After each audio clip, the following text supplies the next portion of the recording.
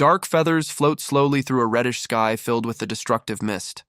On the ground, a menacing crow attacks an unresponsive body and mercilessly tears the eye from the remains. Holding the human eye in its beak, the bird observes the chaotic scene engulfed in flames and ash.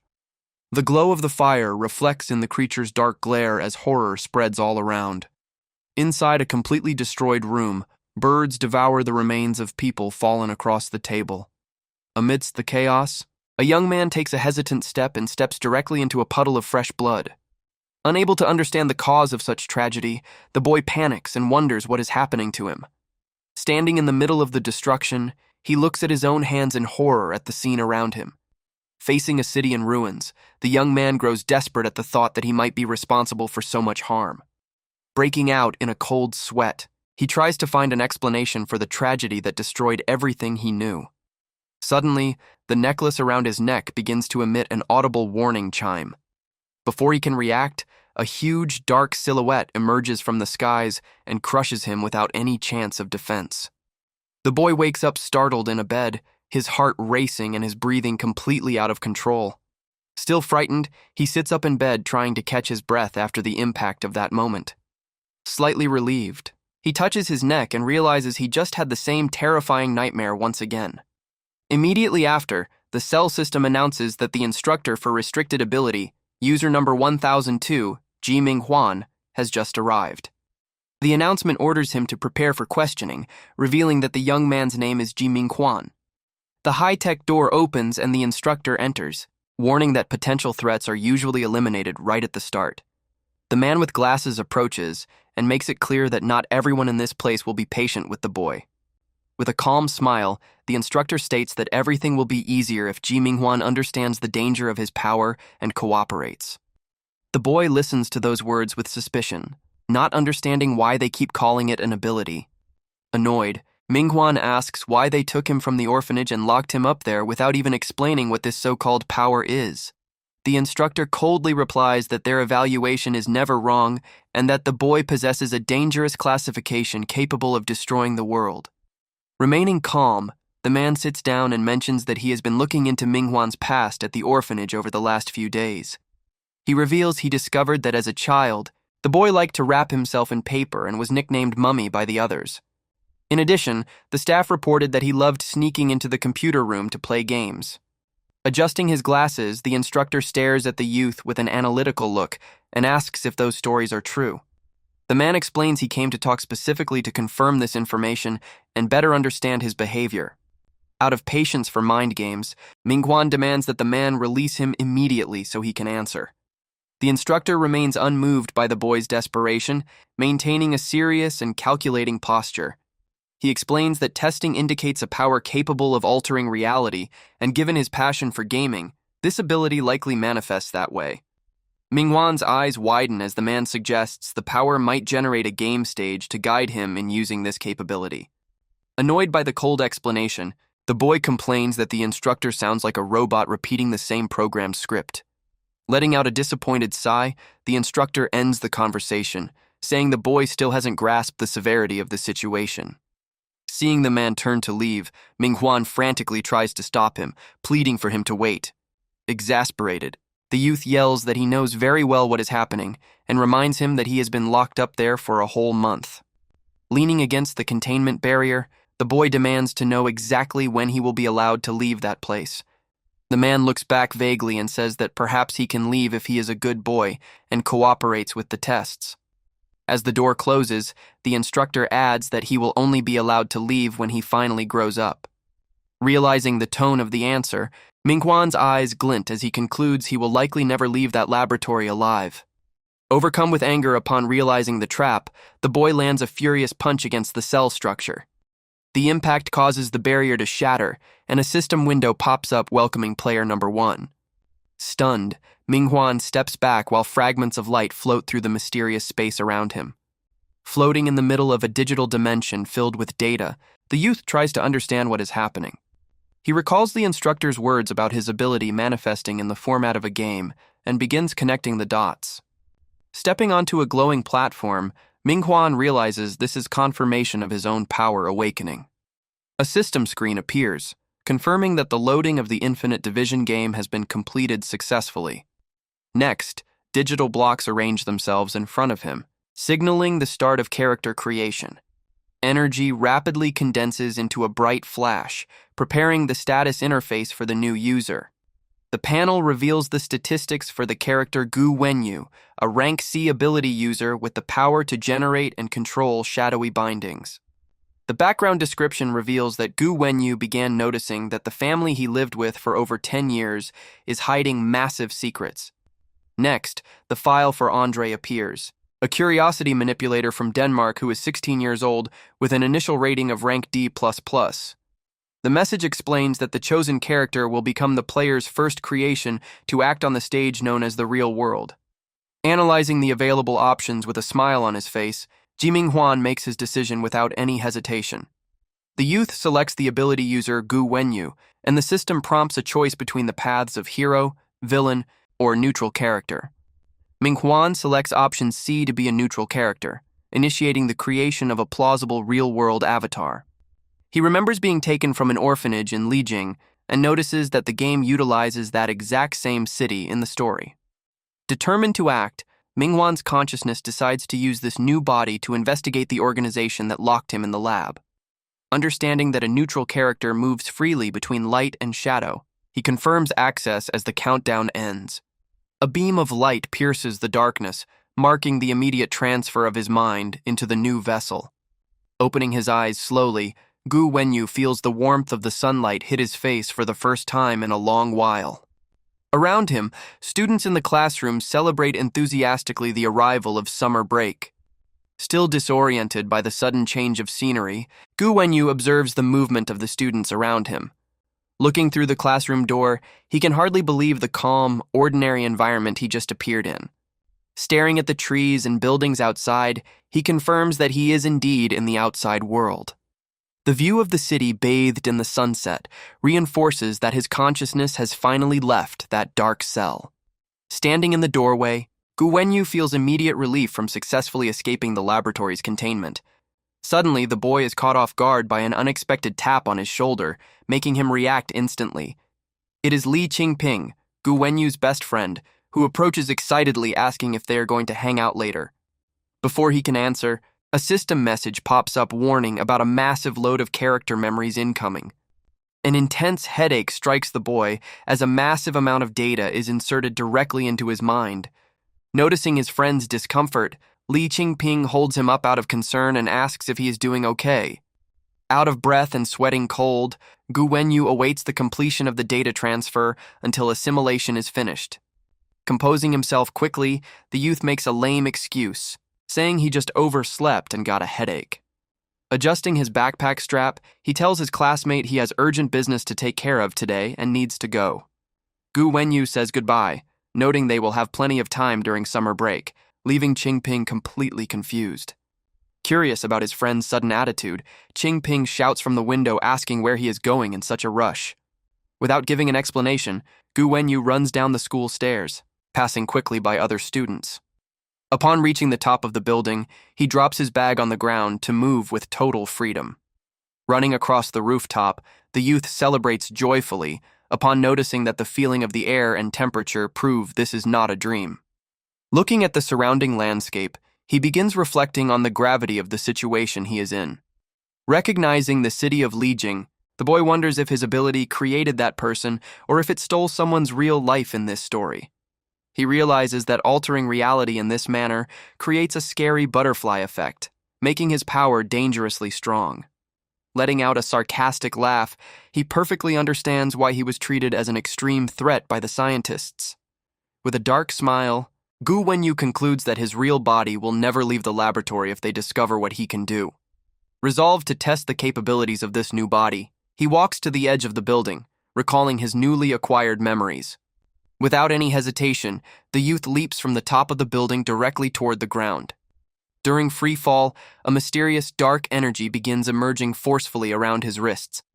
With eyes glowing a vivid red hue, the boy concentrates his power to take total control of his movement. Under his command, shadow bindings shoot into the air in the shape of twisted, dark tendrils. The bindings wrap around Gu Wenyu's body, stopping the fall and keeping the boy suspended with extreme ease. Manipulating the shadowy tendrils with his hands, he notices the precision and usefulness of that special ability. The dark energy anchors itself around his arms, functioning just like a high-resistance rope. With an agile motion, the youth propels himself between the city's skyscrapers, swinging freely through the air. One of the dark tendrils anchors firmly to the wall of a building, allowing him to change directions instantly. Propelled by the power of the bindings, Gu Wenyu launches himself upward, flying over cars and taxis on the street. People on the ground spot the dark figure passing at high speed above their heads and look up, startled.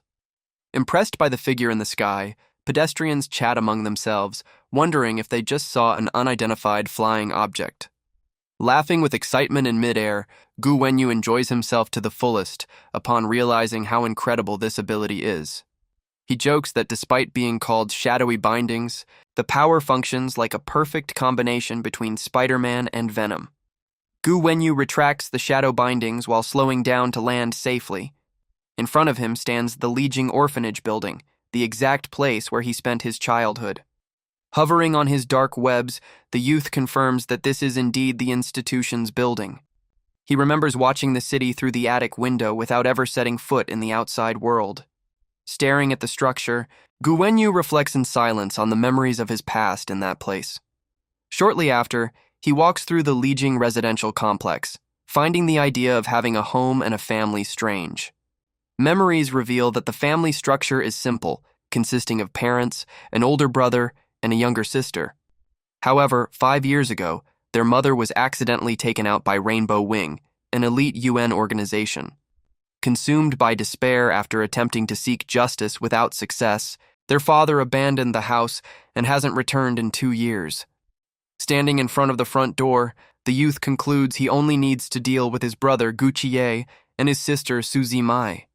As he approaches the entrance, the boy notices something unusual and turns his attention to the doorknob. A glowing system icon pops up over the door, catching Gu Wenyu completely off guard.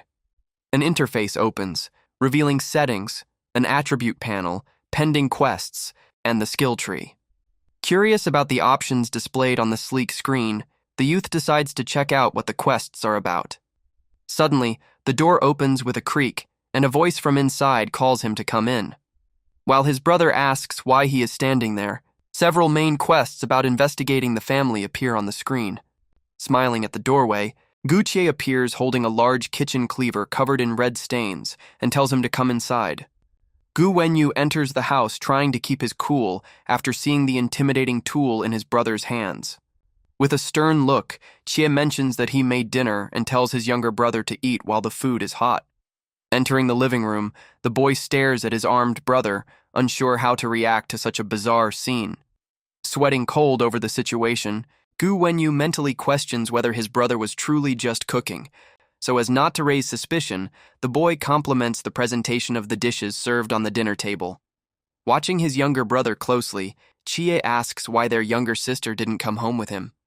Eating with chopsticks, Wenyu answers that she mentioned she would sleep over at a classmate's house so they wouldn't worry. Satisfied with the answer, Chie notes that he is tired, tells his brother to finish eating, and goes up to his room. Alone at the table, Gu Wenyu decides to take advantage of the quiet moment to access the system panel.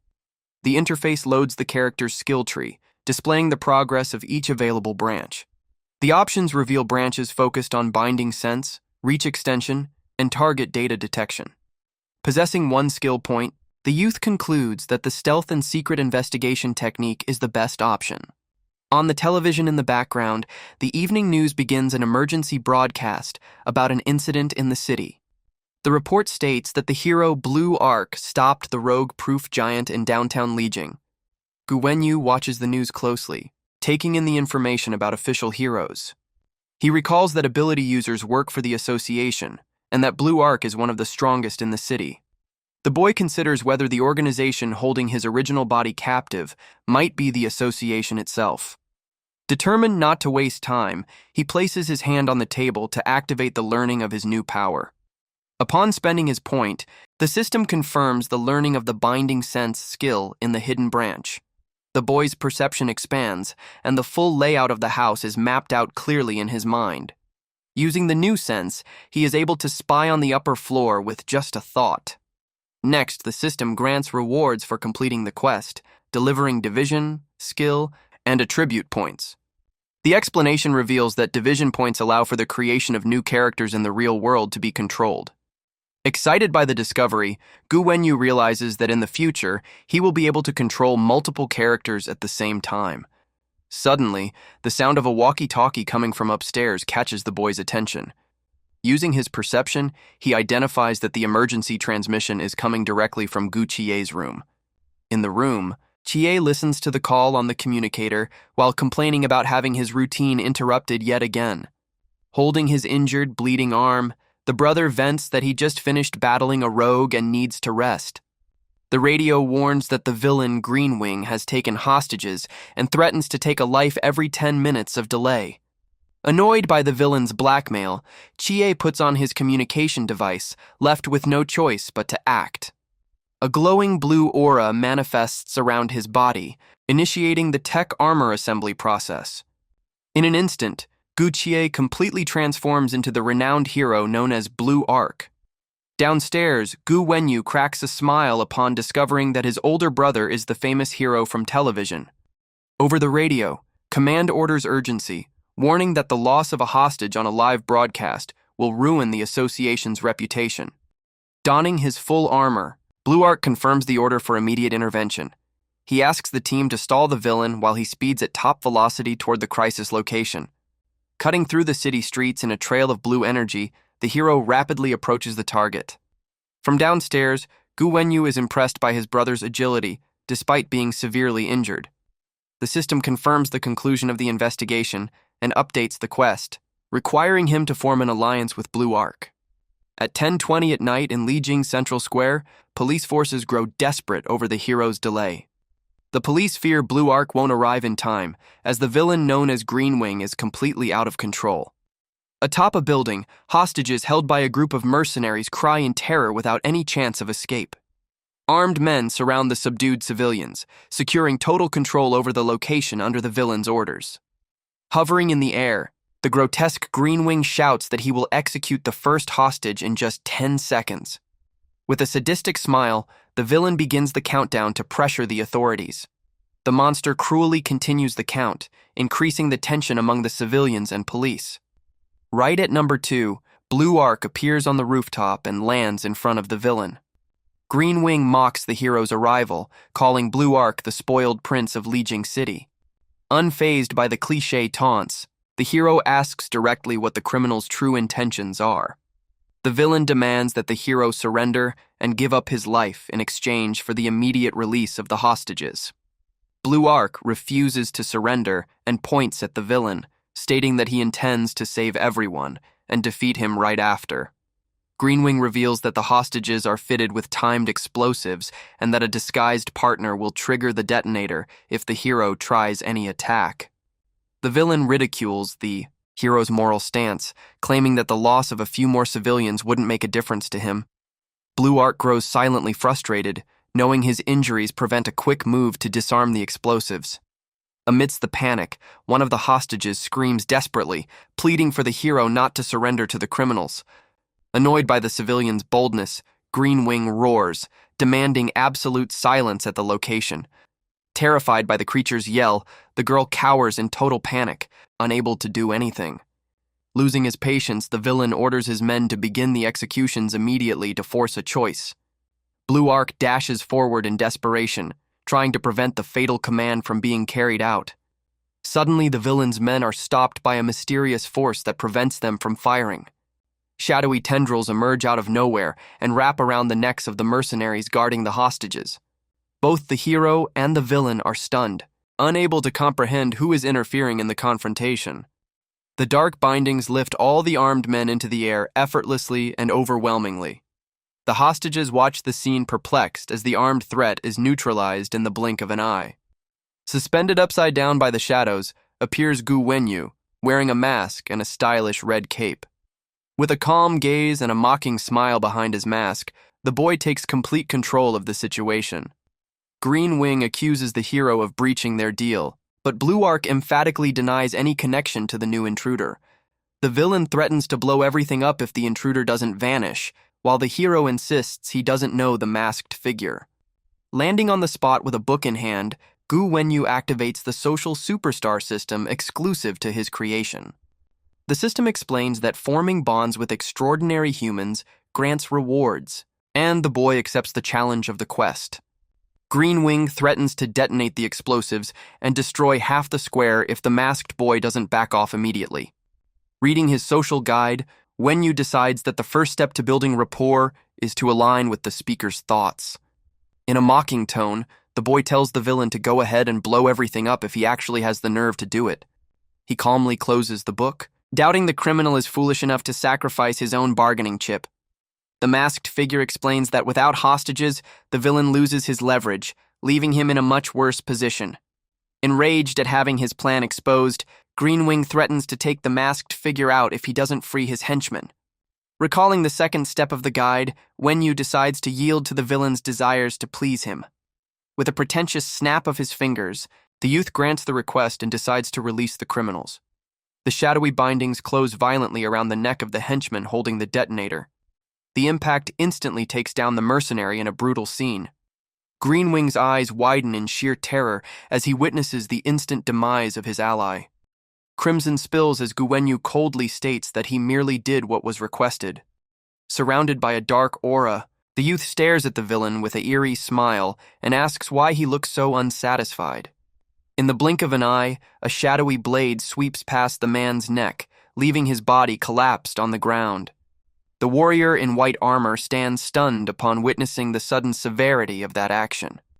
The winged villain flies into a complete rage upon seeing his subordinate taken down in such a manner. Looking at the monster in the sky, our protagonist realizes he might have gone a bit overboard and ruined the plan. He concludes that dealing with villains is tricky and resolves to change his approach, preferring to interact with heroes of justice. Suddenly, shadowy tendrils wrap around the terrified hostages who were cornered in the turn. The woman panics completely, breaking out in a cold sweat upon feeling the terrifying presence of that dark energy. To everyone's surprise, however, the shadows begin reattaching the criminals' upper bodies back to their forms. The youth questions the hostages about their resentment and claims that by punishing the bad guys, he is now acting as a true ally of justice. Yet instead of feeling saved, the victims fall into absolute despair before that bizarre sight. The system triggers a role deviation warning, alerting him that he needs to use milder methods to avoid going into a frenzy. Bothered by the reaction, the boy mentally complains about how difficult it is to socialize and tries to fix the situation. Using his shadowy ability, he neatly stitches the men back together. Proud of the outcome, he compliments his own work, claiming the bodies look brand new. But the strange spectacle leaves the victims even more shocked and speechless at such absurdity. The role deviation increases further on the panel, bringing the character closer to the danger limit.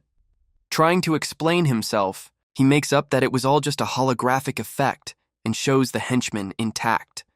Right at that moment, however, the man's top half slips and detaches once again. Red splashes right in front of the children, turning the cover-up attempt into a total disaster. As the hostages scream in terror, the youth hides his face in embarrassment, watching the deviation bar rise again. He laughs awkwardly, saying it was an accident, and vents about how interacting with people gives him a headache. Determined to get it right this time, he raises his hand ready to use his shadows once more. At that moment, the armored hero intervenes, grabbing the young man's hand with electric discharges and demanding his identity. The youth defines himself as a neutral figure, stating he considers himself neither hero nor villain and rejects labels. Wrapped in his dark energy, he assures the warrior that the two of them will become great friends in the future. The armored man sharply disputes this, directly accusing him of eliminating those criminals. Without stopping his stride, the young man throws the question back, asking if he would have preferred the victims to be taken out instead. The hero states that such actions cannot be ignored and that the law must be strictly enforced. Mocking the response, the young man says he is only repeating that speech because of the cameras recording everything. He manifests a shadowy portal in front of him, inviting the warrior to talk somewhere private. The young man insists on hearing the hero's true point of view, away from the public eye. He then vanishes into the spatial rift, leaving the portal open in mid-air. The armored hero channels his electric energy, preparing to follow the mysterious figure. On the other side of the portal, on a rooftop, the young man awaits his opponent's decision. Leaving the invitation open, he emphasizes that the choice to confront him rests entirely with the hero. Without hesitation, the warrior crosses the passage and appears in the same location to confront him. He extends his hand, displaying the shadowy fragment he collected along the way. Outraged at being ignored during the conversation, the winged monster descends from the skies, shouting in rage. The hero advises the villain to surrender, revealing that his 5 accomplices on the rooftops have been neutralized. He adds that the perimeter has been surrounded by the association, leaving the criminal in complete shock. Desperate, the monster tries to use the hostages in the area as a last bargaining chip. An ally of the hero appears down below, confirming that the victims are under safe protection. The armored hero questions the villain about the supposed leverage he believed he had. Taking a closer look at where he left the victims, the criminal realizes the bitter reality. Understanding he has lost all advantages, the villain spews curses, overcome by frustration. Just 1 minute later, electric trails mark the conclusion of the pursuit at the location. The armored warrior lands authoritatively on top of the building, wrapped in blue lightning. Staring into the gloom, he commands the mysterious speaker to step out from hiding. Hanging upside down, the shadowy figure reveals he was already expecting the hero's arrival. Our hero emerges in a cloak of dark energy, greeting the warrior with a confident smile. Gu Wenyu steps back, saying he doesn't have a name yet, but that the public will soon make up a nickname for him. Holding an old newspaper with his shadow bindings, the boy asks if the hero wants to know what he is reading. The article reports that 5 years ago, a mother was taken out by a rainbow wing user whose identity was kept secret. Looking the armored hero in the eye, the boy calls him directly by his real name, Guchie. Chie stands in shock as the masked figure reminds him that he was 13 when he watched his mother be taken from him. Wenyu laments the tragedy and explains that he understands the hatred Chie harbors toward those who use power in the name of justice. Manipulating his shadow energy, the youth reveals he knows Chie became a hero to stand out in the association. He claims Chie's plan is to join Rainbow Wing to find his mother's perpetrator and take his revenge. Trembling before the revelations about his past, the hero tries to deny it, accusing the boy of talking nonsense. Ignoring the denial, Wenyu proposes an alliance so they can work together from that moment on. The boy promises to help Chie join Rainbow Wing to find the one responsible for his family's tragedy. Surrounded by the scraps of newspaper, Wenyu guarantees the hero will be able to execute a spectacular retaliation in the end. In exchange for so much help, the youth holds up a finger and mentions he will only need one tiny, insignificant favor. Curious and suspicious of the proposal, the hero immediately demands to know what this favor would be. The boy prefers to keep it secret for Chie's safety and notes he will be very active in the city over the next few days. Blasting a beam of energy, the hero demands to know how the masked figure discovered his true identity. With an enigmatic smile behind his mask, the youth states that the answer to that question is very simple. Pointing to his own face, Wenyu mocks, saying he can see perfectly what lies beneath any mask. Furious at the brazen provocation, Blue Arc rejects the talk and prepares to strike the intruder. The hero dashes forward at extreme speed, asking if the boy truly believes he won't be taken down right here. The electric strike cuts through empty air, as Gu Wenyu instantly dissolves into dark shadows. The electric discharge hits the ground violently, destroying the spot where the boy was standing. Floating above the attack, the youth advises the hero not to push himself so hard given his severe injuries. Vanishing completely into the darkness, Wenyu bids a cheerful farewell, saying they will see each other again soon. Blue Arc remains alone in the night rain, taking in the impact of all the revelations made by the masked figure. Crimson trickles down the hero's armored glove, showing the fatigue and physical exhaustion of his body. Sometime later, the storm hits the Lijing residential complex with intense lightning and thunder.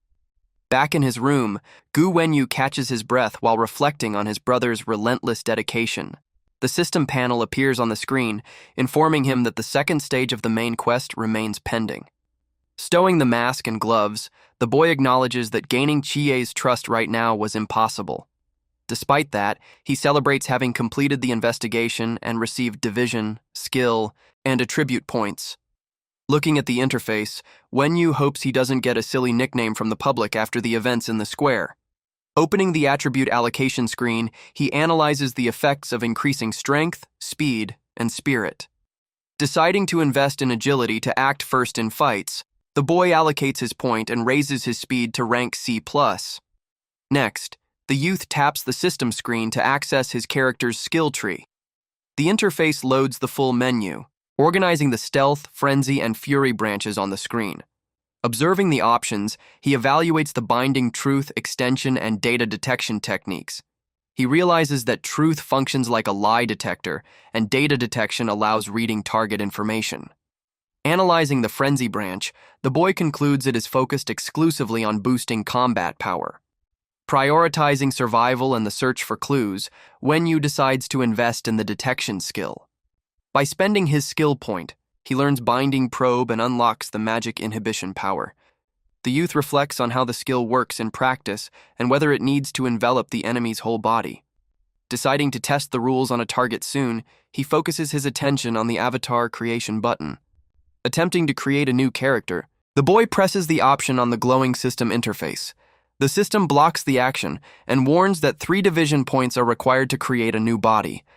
Understanding that he needs 2 more points, Wenyu plans to use the next character as a backup on dangerous missions. Sitting near the window as lightning cuts across the sky, the boy remains absorbed in his thoughts. Suddenly, a sound coming from the bedroom door causes the youth to change his expression and go on alert. At the entrance, an armored hand wrapped in blue electricity touches the doorknob to open the door. The door opens suddenly with a click, and the boy notices the movement in the room as he tries to rest. He lets out a sigh of relief, thinking his suspicion was nothing more than silly paranoia. At that very moment, the facility's sound system broadcasts a message announcing that the instructor has arrived to question restricted ability, user number 1002, Ji Minghwan. The man enters the space and asks if he would be interested in hearing about other ability users scattered across the world. With an enigmatic smile on his face, the instructor approaches the setup and calls the boy his young brother, Ji Mingju. Curious about the provocation, the boy turns on the bed to see who just walked in. He simply smiles in a relaxed manner, hugging his pillow without showing any tension. Sitting up on the bed while scratching his head, he greets the visitor calmly and wishes him a good night. The instructor notes the boy's cheerful mood and comments that the relaxed reaction reminds him of an interesting detail. With a suspicious look behind his glasses, the man asks how he managed to know it was already night inside there. The boy answers in a mocking tone, reminding him that it is always at this exact time that the instructor shows up to disturb his sleep. The man apologizes for the intrusion and mentions he only came by to ask a quick question. He pulls a record out of his pocket and shows a photo of a mysterious individual hidden under a hood. Staring at the image seriously, the boy listens to the instructor ask if that man in the photo might be him. Looking at the record in his hands, the boy reacts strangely upon seeing the unconscious figure in the picture. He makes an ironical comment, asking if he really looks like that ugly guy, and takes the opportunity to ask what that ability user's moniker is. The instructor explains that after a long discussion outside, they decided to temporarily give that individual a name. He reveals that the name given was Dark Chrysalis and confesses that as soon as he laid eyes on the photo, he immediately thought of the boy. The youth makes a mocking gesture, saying the instructor can just call him ugly to his face instead of beating around the bush. The instructor counters by bringing up a memory from the orphanage, recalling the day the boy wrapped himself completely in paper in the bathroom. Slightly bothered by the memory, the youth explains it was just childish nonsense and asks why they have kept him locked up for a month if they can't even prove he isn't an ordinary person. Turning serious that instant, the man darkens his expression to give an answer. In a somber tone, the instructor reveals that there is a very specific reason behind all of this, as someone made a prophecy regarding him. That prophecy stated with absolute certainty that the boy would be solely responsible for destroying the entire world. The youth finds that statement ridiculous and mocks it, saying the prophet watched too many movies since he can't even get hurt without the collar on his neck knocking him out. The man merely gives an enigmatic smile, neither confirming nor denying what the boy said. Intrigued by the story, the boy demands to know who is spreading these rumors so they can face each other directly. To his surprise, the instructor denies the request and explains straightforwardly that they simply have no way of doing that. The youth sarcastically asks if the guy lives in outer space, but the instructor clarifies that no one has ever seen the prophet or even knows who he is. He details that this person has accurately predicted several catastrophic events that helped save the world, but never allowed direct contact. Realizing the seriousness of the conversation, the boy notices that the instructor isn't lying and begins taking in the absurd idea that he might actually destroy the world. Shifting the focus of the topic, the man announces that in 5 minutes a girl named Kong Yuling will come to his room to visit him. Upon hearing that specific name, the boy leaps out of bed in shock and asks if it's true. The instructor assures him he will step out to leave the two of them in private, with no one spying on the conversation. Alone in the room, the boy looks up and reflects emotionally on how much time has passed since the last time he saw her. A high-tech glow begins to emerge in the air, indicating the start of a transmission. Multiple holographic pixels begin grouping in the middle of the room, slowly drawing the silhouette of a girl. The projection solidifies completely in front of him, revealing the girl through a real-time hologram. The boy stares at the image fixedly, with a look filled with nostalgia and feeling. His mind travels back in time, recalling the first time they met exactly 3 years ago. One of the nurses had mentioned that a new girl had arrived at the orphanage, a pale mixed-race girl who could not hear or speak. Because of that, the staff forced all the children to learn sign language, which made the others hold a grudge against the girl and isolate her, thinking she was strange. Later, the boy discovered that she used a sketchbook to write specifically so she wouldn't inconvenience anyone's life, proving how thoughtful she was. However, the boy was the complete opposite of her and had no fear of causing trouble. He was energetic, liked to pull pranks, and was always pulling the girl along to run and play in every corner of the orphanage. Deep down, he did that because he felt the two of them were exactly the same, two weirdos in the eyes of other people. He recalls the last time he saw his parents, when he was locked in a closet with the promise that they would return soon. The boy thought he was a fool for believing that, since even at the orphanage he kept isolating himself in the hope that his parents would pick him up. But they never returned, while the girl who could not hear or speak remained right there by his side on the roof. Over time, he grew up and stopped waiting for his family, but he realized he wanted that girl by his side forever, because around her he didn't need to pretend to be someone else. The girl lets a tear slide down her face while staring fixedly at him in the past. The boy turns around in surprise upon feeling a light, subtle touch on his shoulder. She shows him her sketchbook where she wrote a direct question, wanting to know if she could count on and trust him. It was the first time in his life that the boy felt what it was like to be truly needed by someone. He promised he would protect Kong Yuling at all costs and asked if she would ever abandon him like his parents did. On the paper of the notebook, the girl wrote down in big, bold letters the promise that she would never abandon him.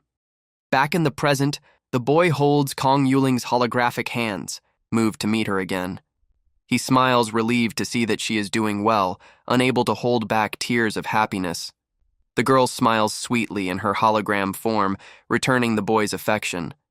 But when he tries to talk to her, the collar around his neck begins sparking dangerous electrical discharges. The containment system fires a brutal shock, making the boy scream in pain and fall to the ground. He roars in agony as the electricity from the collar consumes his entire body. Fallen on the floor, the boy hears the warning that physical contact is forbidden and that a second attempt will leave him unconscious. Kong Yuling panics upon seeing the scene, frightened by the boy's pain. Ji Mingju raises his hand to calm her, saying he won't die and that he's already used to the shocks. Catching his breath, he asks if the instructors ordered her to do something, like question him, before allowing the meeting. Nodding her head, the girl shows the notebook where she wrote that they told her to ask what his superpower was. The boy thinks worriedly, knowing she will be punished for asking that question so directly. To protect her, he lies, saying he doesn't know because if he revealed the truth, neither of them would be able to get out of there.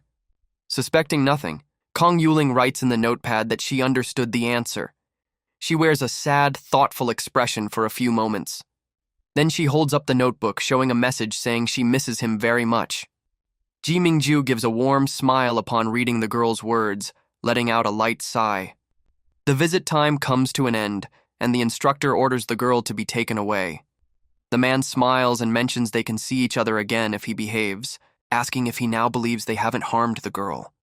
The boy answers in a sharp tone, ridiculing their morals for keeping an 11-year-old girl locked up there. The instructor sits in the chair and comments that sometimes he forgets the boy is only 12 years old because he thinks too much for his age. Then the man asks permission to ask a question, and the youth tells him to go ahead and ask. Ji Mingju asks why they didn't just eliminate him at once if they know he will destroy the world, asking if they wouldn't regret it if he lost control. With an enigmatic smile behind his glasses, the instructor asks if he really wants to hear the truth. The boy stares at the man seriously and tells him to spill it. The instructor reveals that espers near death can release an uncontrollable power, which is why they don't risk ending him, only attempting to control him. Ji Mingju lies back down on the pillow and sarcastically says he is relieved to know he won't be secretly eliminated. The man merely observes the boy's reaction with a piercing gaze. Wrapping up the interrogation, the instructor mentions that the conversation is over for today and tells him to rest. The boy closes his eyes in silence as soon as the door closes. Meanwhile, the scene shifts to the city. The system warns that consciousness has been successfully reloaded into character number 1, Gu Wenyu. The interface notifies that the character's codename has been updated due to his rising reputation in the real world. Gu Wenyu emerges surrounded by his dark aura and notes that his new official codename is Dark Chrysalis. He finds it interesting that they have already given him a nickname in less than half a day. He defines his main goal now as finding the laboratory and rescuing his original body and Kong Yuling. Looking at the city from high up on the roof, he reflects on what he will do if the rescue plan doesn't work out. He remembers Kong Yuling's smile to maintain his determination. With a menacing glare, he vows he will eliminate them all if necessary. Suddenly, he gets a start upon realizing someone just arrived at the house. The bedroom door opens, revealing the silhouette of a girl holding a tennis racket. The young girl enters the room and looks toward the empty bed illuminated by the sun. Hidden under the blankets, the boy hopes his quick reaction prevented him from being discovered. She walks in her slippers up to the edge of the bed. The girl, Su Zimai, raises the tennis racket and stares at her brother with a suspicious look. At that same moment, the system triggers a new main quest to investigate what his younger sister is hiding. Without hesitating, Su Zimai uses the handle of the racket to pull the blanket and expose the boy on the bed. His eyes widen in shock upon being caught red-handed. Gu Wenyu sits up quickly and raises his hand startled, asking what she thinks she is doing. The girl scolds him angrily, complaining that he is very lazy for waking up only at 3 in the afternoon. While listening to the scolding, he recalls that Su Zimai is 16 years old and that this body of Gu Wenyu he controls is 17. He also remembers the reason his sister has the surname Su, since in the family the sons inherited the father's surname and the daughters the mother's. Out of patience, Su Zimai turns her back annoyed and says she won't waste any more time with him. Gu Wenyu is left speechless at the girl's irritated stance, not understanding the reason for so much nagging. On the living room television, the news broadcasts a live report about the appearance of a mysterious esper who saved hostages the previous night. The story reports that the individual used black bands to defeat the criminals and rescue 5 people without leaving any civilian casualties. As he walks to the kitchen to grab something from the freezer, he continues listening to the news talk about the Association of Anomalies. The news shows the official statement from the association, naming the new Esper Dark Chrysalis and temporarily ranking him as rank B. Drinking a soda, Gu Wenyu notes that the association has a formal ranking system for powered individuals. He walks back to the living room thinking about using his detection skill on the girl before Gu Qi gets home.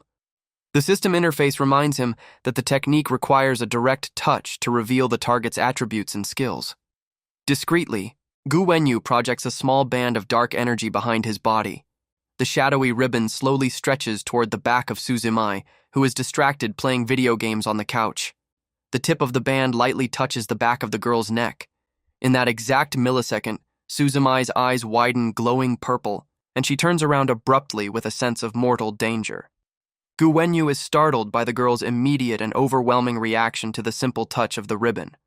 The girl stares at him with a deeply suspicious look while he tries to play off his nervousness. To throw off suspicion, he holds out the soda can and asks if she wants some. Taking the can, Suzimai grows thoughtful, trying to understand if that sudden threat was just an illusion. While drinking his soda, Gu Wenyu realizes that Main Quest 3 has not yet been marked as completed by the system. He deduces this happened because he hasn't seen her use powers yet, or discovered her exact function among demon hunters. The system panel displays the girl's data, revealing she belongs to the Exorcist faction and possesses the magic hand talent associated with an ice demon. He recalls that the world has 3 major superhuman factions, of which he only knew the Espers and Anomaly emissaries. With that, he fits the last puzzle piece by confirming that the third existing faction is the Exorcists. At that moment, his older brother Gu Qiye appears in the living room, surprised to see the two together. Placing groceries on the table, the young man cheerfully announces he will be in charge of making dinner tonight. With a welcoming smile, Gu Qiye asks them both to wait for the meal to be ready before going out. Watching his brother, Gu Wenyu finds it strange that he looks unharmed, even after suffering severe injuries the night before as Blue Arc. Suzimai breaks the silence and lets her older brother know that their father mentioned he would return home tonight. The young man pauses briefly with a serious face and answers indifferently that their father can come if he wants. The girl comments worriedly whether the two will fight again after 2 years without seeing each other, but Gu Wenyu says he doesn't know. Browsing his phone, the youth decides to search the association's official website to understand how the United Nations ranks the threat level of Espers. The page details the threat hierarchy, divided from the harmless T5 sequence up to the restricted T0 sequence.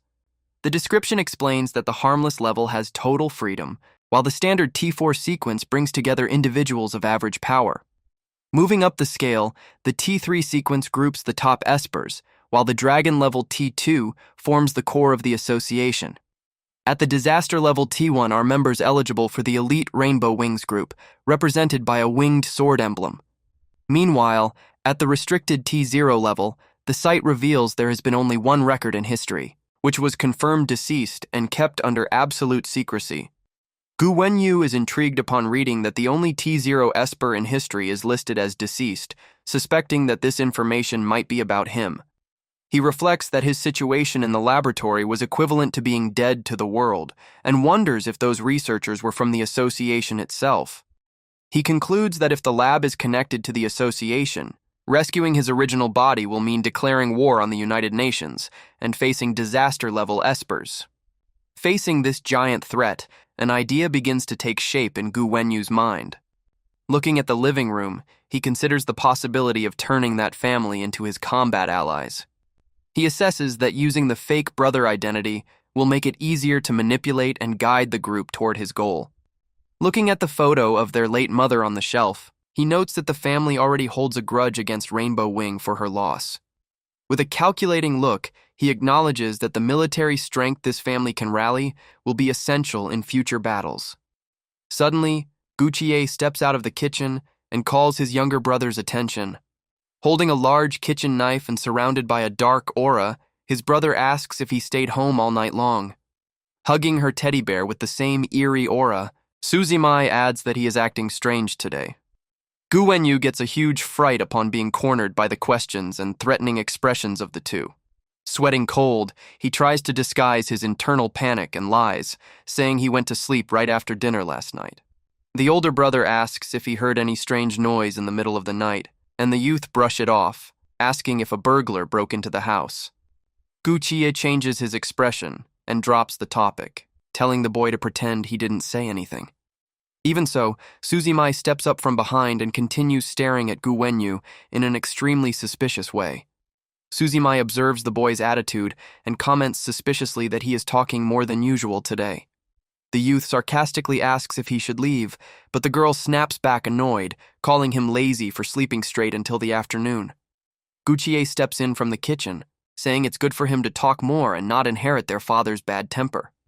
While chopping meat on the board, the brother asks them to think about how their mother used to care for the family in the past. Gu Wenyu decides to stay quiet to avoid exposing himself, acknowledging he doesn't really know how a real family dynamic works. Someone knocks on the door and Suzumai walks over excitedly to answer it. Upon opening the door, the girl freezes in shock seeing who is outside. She stands completely speechless, staring at the entryway in silence. The girl turns to the living room and announces in a shaky voice that their father has just arrived. Gu Wenyu directs a sharp gaze toward the mysterious silhouette of the man who just walked in. The father figure emerges in the gloom with an imposing and intimidating look. The gray-bearded man enters the house as the system triggers the second main quest to investigate his secrets. Observing the figure of Gu Zhuan, the boy confirms that this man is the father of the family. As the father walks toward the living room, Gu Wenyu follows him with his eyes to plan his move. Taking advantage of his siblings being distracted, the boy extends his hand to discreetly activate his binding ability. The shadow ribbon projects toward Gu Zhuan's shoulder to perform the scan. In that same instant, the father senses the subtle approach of the energy and reacts with sharp reflexes. A gigantic cobra-shaped aura projects behind the man, roaring with menacing green eyes. Before the ribbon touches him, Gu Zhuan grabs Gu Wenyu's wrist with raw strength, taking the youth by surprise. The boy is startled by his father's extreme alertness, while the system triggers the passive touch effect. Sensing the scene, Guqie intervenes immediately and places his hand on his father's shoulder with a glare filled with anger. To disguise the attempted action, Gu Wenyu smiles awkwardly and pretends he just wanted to brush dust off his father's coat. Gu Zhuan releases his son's arm and apologizes for the startle. The father internally admits he spent the last 2 years on edge and that his nerves are overly sensitive. Even so, the man remains intrigued by the strange sensation he felt during that brief touch. He recalls the uncomfortable feeling, as if a shadowy green-eyed snake had slithered onto his shoulder. Relieved not to have been exposed, Gu Wenyu celebrates the completion of the quest and receives his rewards from the system. At that exact moment, the system updates the quest, requiring him to establish cooperation with the supercriminal Phantom Clock. The boy is shocked upon reading the moniker of the wanted criminal on the system list. Connecting the dots quickly, he discovers that his own father, Gu Zhuan, is the infamous Phantom Clock. The panel displays his father's data, revealing his rank A attributes and the power to create a clock tower that grants buffs to his clone. He recalls that the criminal always mocked the association and demanded to face elite members of the Rainbow Wing Group. The youth understands that his father became a criminal over the last 2 years just to attract and eliminate those responsible for his wife's passing.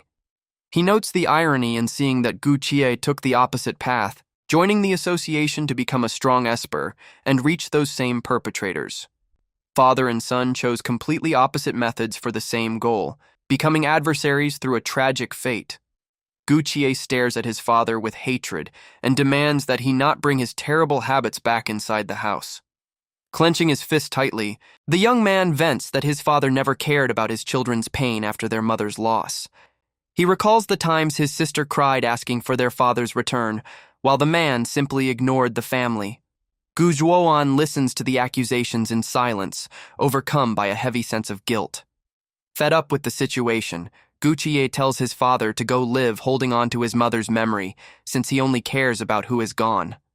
Seeing his son turn his back, Gu Zhuan asks in a serious tone about the young man's attitude. The father asks if he has completely forgotten his own mother. Hearing that provocation, Gu Qie loses control and is overcome by uncontrollable rage. Blinded by fury, the young man turns around and grabs his father by the collar, demanding that he shut his mouth. Suzumai lowers her head in anger, while her brother shouts, asking if their father has any idea how hard he had to push himself. Gu Qie snarls in frustration, feeling the weight of all the secrets he carries alone. The mood between father and son reaches the brink of a physical clash in the middle of the room. With electric sparks appearing in his eyes, the young man tries to contain the rage that threatens to overflow.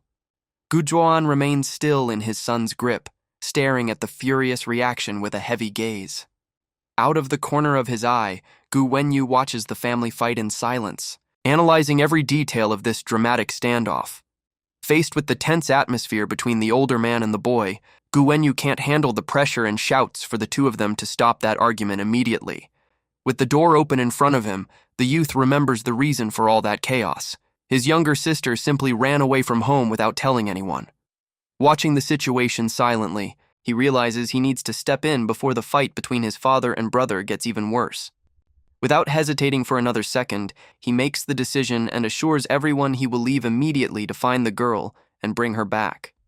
Now outside, night covers the big city while trains and illuminated buildings set the tone for the hustle and bustle in the urban center.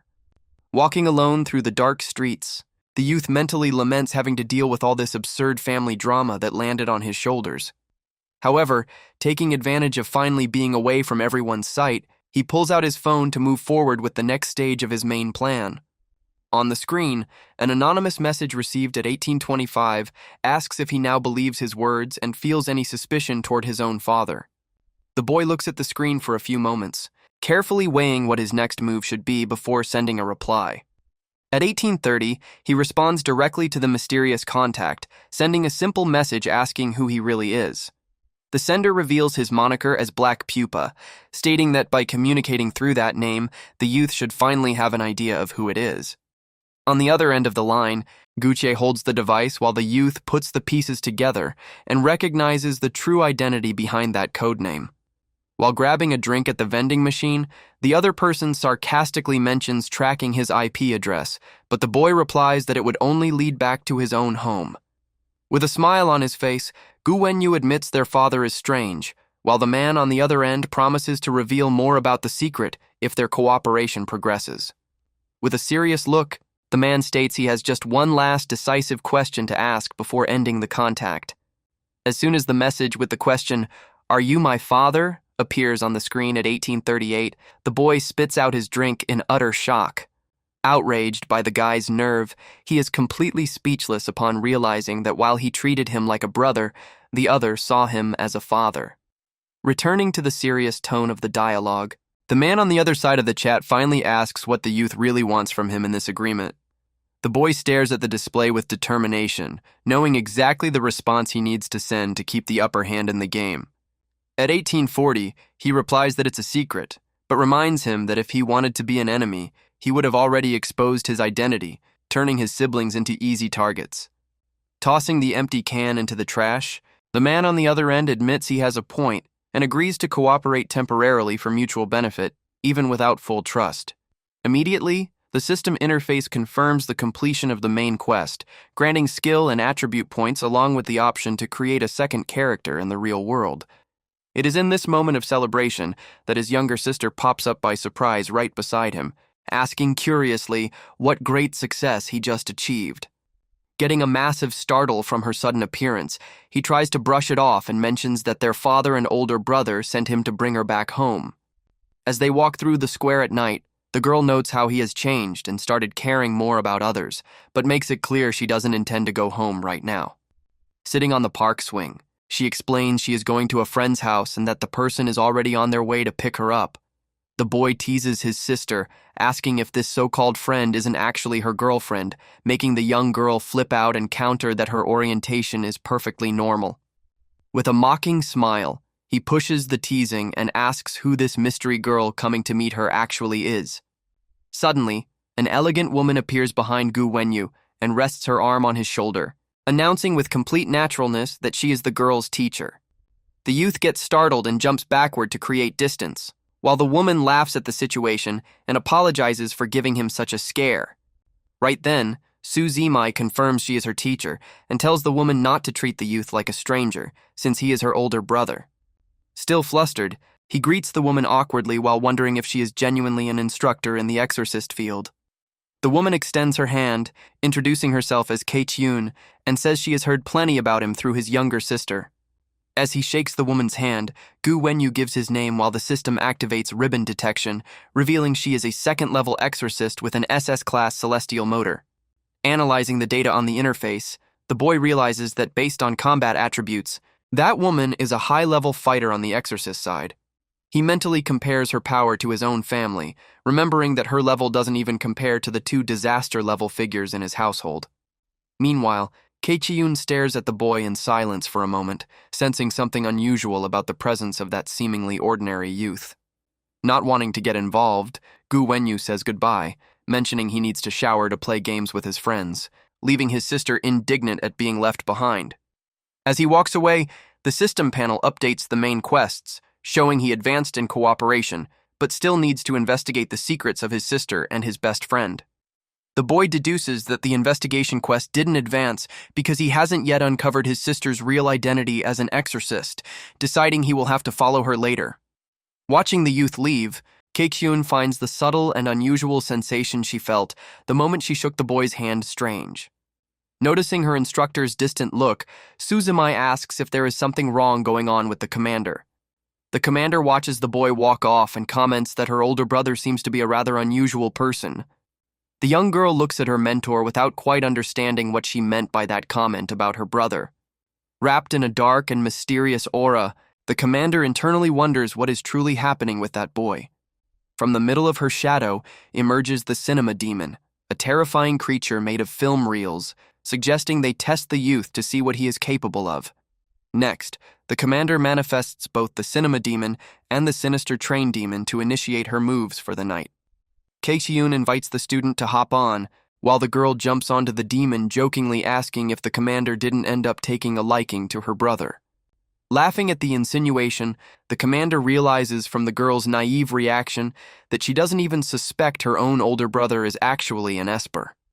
With her eyes focused on the darkness, the woman decides to put her thoughts aside, concluding she has no reason to meddle in other people's business for now. Ignoring the previous topic, Keikyun lights a cigarette and tells Suzumai to pack her things and spend summer break living with her if she doesn't want to go back home. Seeing the woman light the cigarette, Suzumai mockingly says she stopped pretending as soon as her brother left, but Keikyun replies that the boy can't know his sister is going to live with a smoker. Watching the city night, Suzumai asks to go to Tokyo on the train demon to handle business with the Exorcist Association the next day and grab tempura while at it. Meanwhile, in his room, Gu Wenyu analyzes the system interface, observing the basic attributes of his first game character, Black Bat, with Strength C, Speed C+, and Spirit C. Realizing he has 3 available attribute points, he decides to invest without hesitation, increasing strength to C++ and bringing his character's speed up to the same level. With the attributes adjusted, the boy commands the system to switch immediately to the character's skill tree panel. In front of the interface, he examines the skill branches for the restraint ribbons, divided among hidden, madness, and relentless combat paths. Tapping the option to learn the truth of the restraint ribbon, he reflects that creating a second character will ensure he keeps progressing in the game even if the first one dies. Consuming a skill point, he learns the technique to extract the truth from the hearts of captured targets, planning to use this new power soon to settle scores with the director of the orphanage. He remembers how the instructors took him from the orphanage without a trace in his childhood, concluding that the people from that institution played a key role in his capture. With a stern look, Gu Wenyu vows that the former director of the orphanage will need to pray hard to offer him even a remotely satisfactory answer about the past. Next, he analyzes the next available skill in the hidden branch, Ribbon Camouflage, which allows the user to enter full stealth mode when wrapped in them. Even fearing he might be specializing too much in the stealth path, he concludes this skill is ideal for tailing people and decides to spend his last point to unlock camouflage. The system interface then reveals the next skill called Ribbon Trap, capable of creating a snare on the ground that pins enemies' legs and inherits detection effects. Finding the trap description extremely useful, the youth laments exhausting his points, while the panel displays his exclusive cultivation system called Social Star. The system explains that he earns rewards by forming alliances with other superhumans, and with total split mode activated, Gu Wenyu prepares to take control of his character in the research center. Switching to the perspective of his character trapped in the lab, a scientist with glasses warns through the glass that he plans to let him interact with the other children at the facility. Wearing a containment collar on his neck, the boy looks back surprised to hear the scientist mention the presence of other children held there. Drinking from a can, the man with glasses explains that the other kids are locked up in the facility and suggests they should become good friends. With a challenging smile on his face, the boy asks if the instructor isn't afraid the prisoners will team up to plan an escape from that prison. The instructor answers calmly that he knows the situation of every child locked in the place perfectly, with the exception of the boy himself. Lying back on the bed, The boy sarcastically says that even he doesn't know himself well and holds the man to his promise to explain about the other superhuman factions. Taking a sip of his drink, the scientist confirms he will introduce the other factions and reveals that the organization suspects the youth is an anomaly emissary or an exorcist. The statement immediately activates the key intelligence system, indicating that learning about the worldview will increase the chances of generating even stronger future characters. The system panel details the world knowledge progress bar, showing he has 40% on espers, 5% on exorcists, and only 1% on anomaly emissaries. Controlling the boy, Gu Wenyu realizes he was right not to rush creating a character, planning to extract all information from the instructor to obtain rare character profiles. The instructor looks at the boy from across the room and asks which of the two superhuman factions he would like to hear about first. The boy opens his mouth to answer which faction he prefers to understand, about to begin the questioning. However, before uttering a single word, an overwhelming pain hits his head out of nowhere, causing the youth to double over in agony. Holding his face gripped by suffering, he feels as if a nail were being driven into his skull, piercing his brain and making everything shake. The system warns that total split mode has been activated, allowing him to share the vision of the original body and the characters at the same time, while offering the option to toggle the feature off. Noticing that the collar on his neck didn't react, the boy takes a deep breath of relief, confirming that the use of his mental superpower was not detected by facility security.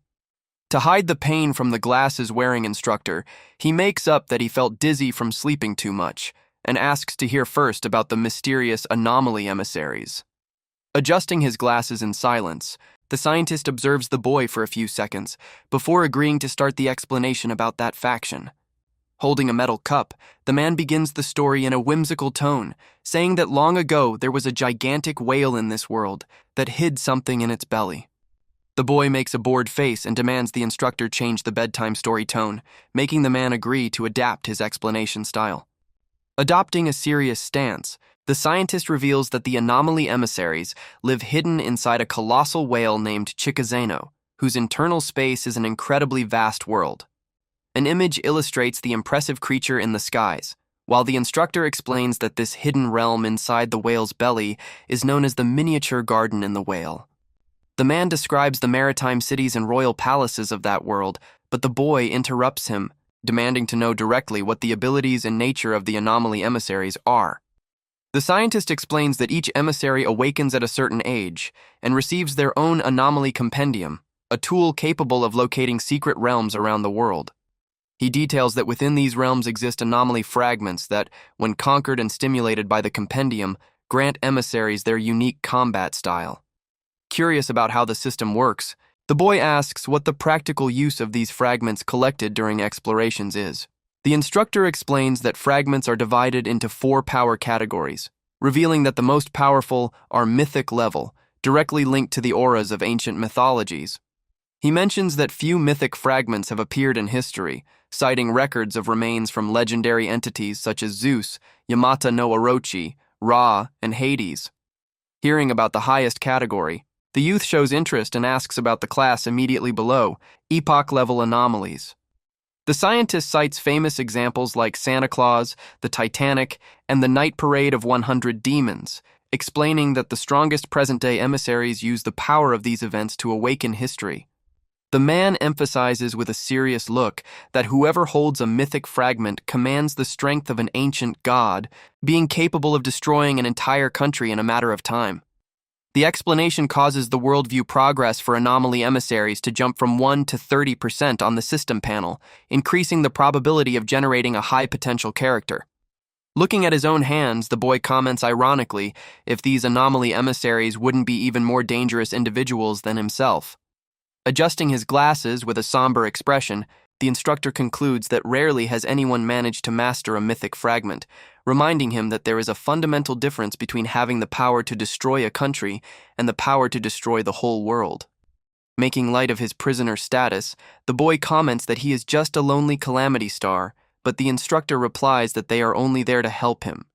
Lying on his cell bed, the youth asks who the group the man represents actually is, stating he still has no idea where they really come from. Keeping an enigmatic smile, the instructor refuses to answer directly and warns he will need to keep the organization's origin secret for now. The boy's eyes widen, and he asks directly if the man and his allies aren't part of the famous Anomaly Association. With his back to the youth, the scientist explains that their work is far more noble and dangerous than the associations, belonging neither to the exorcists nor to the emissaries. Resting his head on the pillow, Gu Wenyu internally realizes it will be impossible to wring direct information about that mysterious organization out of the instructor. Changing the subject, the man decides to wrap up the explanation on anomaly emissaries to start talking about the exorcist faction. However, the facility's sound system interrupts the conversation, announcing that disaster level Esper number 10,059 requested a meeting with the instructor. The boy is impressed to see that any prisoner in that place is an absurd monster, realizing he won't be able to pull more data on exorcists today. Grabbing his metal bottle, the scientist mentions he needs to address an urgent matter and ends the conversation, promising to share more details next time. Alone in the room, the youth concludes that basic preparations are complete and that he already has enough knowledge to move forward with his plan. He reflects that since he now understands 2 of the 3 superhuman factions better, the probability of the system generating a high-potential character is now much higher. Accessing the game panel, he agrees to spend 3 division points to create a new character in the real world and activates the die roll, drawing a number from 1 to 6. Trusting his luck, the boy points at the interface and selects number 6 to be the outcome of his die roll. The giant die lands on number 6, granting as a reward an extra character profile option to choose from during creation. Digital cubes begin forming in the virtual space, and the system prompts him to choose one among the 3 generated profiles to make his real-world debut. The first profile features Ozawa Nana, a 17-year-old geisha and Class C plus Esper who awakened Thorn abilities to take revenge on the Yakuza. Unimpressed by the girl's dramatic backstory, the youth discards the option out of fear of absorbing embarrassing memories that could affect his mindset. The second profile shows Al Pacino, a 25-year-old anomaly emissary, but the boy rejects the sheet immediately due to his extremely weak D-level starting attributes. Suddenly, danger alerts begin flashing red on the screen, catching the youth completely off guard. Multiple warning windows take over the virtual space in an urgent threat tone. The system warns that because total split mode is active, creating a second character will cause his consciousness to wander across 3 bodies simultaneously, inducing severe pain. Closing his eyes with determination, the youth ignores the warning, knowing he needs to endure the mental strain if he wants his original body to escape and retaliate. Wrapped in a radiant golden aura, he decides to risk it all and proceed with creating the new character in the real world. Focused on the interface, he prepares to inspect the third and final sheet, hoping it won't be another Esper with weak attributes. To his surprise, the system announces that a rare character from the Exorcist class was generated, leaving the boy in disbelief over his immense luck. The digital block structures rearrange rapidly to materialize the sheet for the third and most valuable profile. The sheet reveals Jia Pingzhou, a 19-year-old exorcist with an initial rating of C++, wielder of the SS-level Celestial Motor Standard Prajna, and contracted with the Shadow Demon. A flaming contract paper appears before the youth in the virtual space, drawing his attention.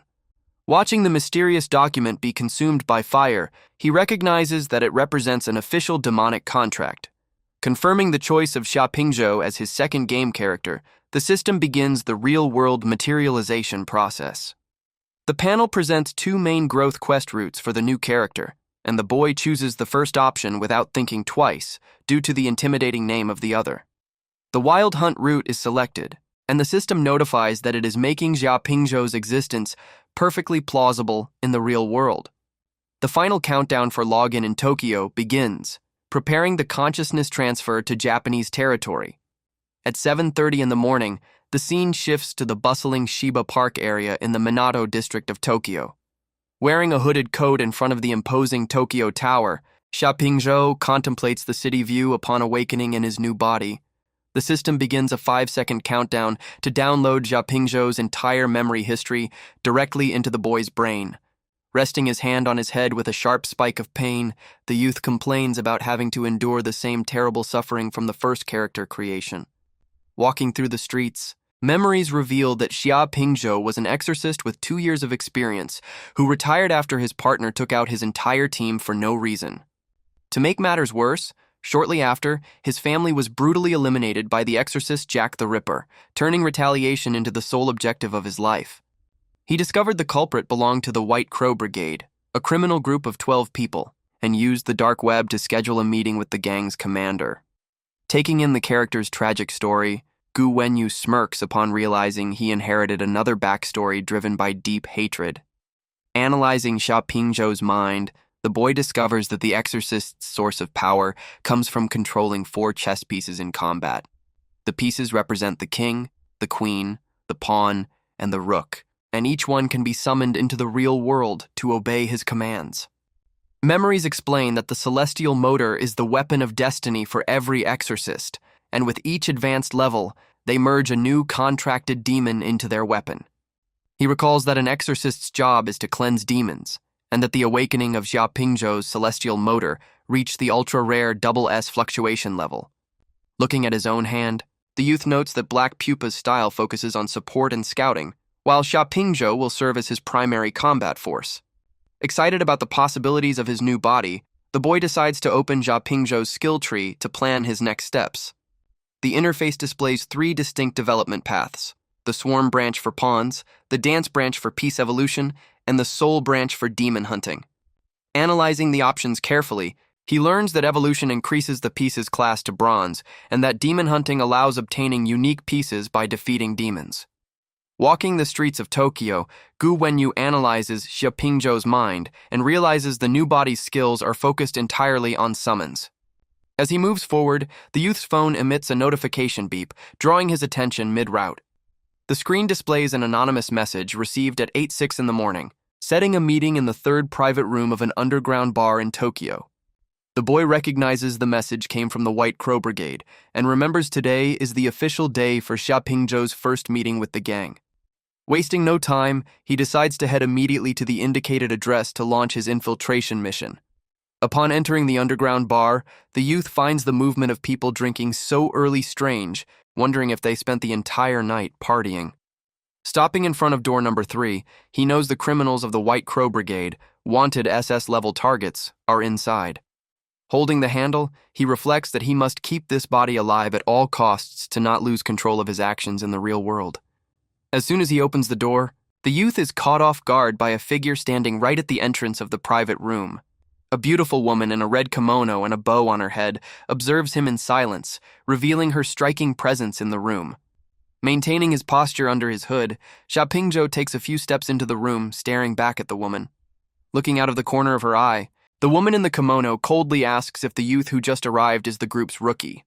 The boy confirms he came to join the brigade, while gauging the tense, secluded atmosphere inside the room. A voice in the back of the room asks the woman named Ayase if the person who arrived is the expected guest. Ayase confirms to her comrades that he is the replacement for number 12 and that the commander sent them to test the rookie's abilities. A blond man in a suit introduces himself as Anlunce, revealing he is member number 11 in the White Crow Brigade hierarchy.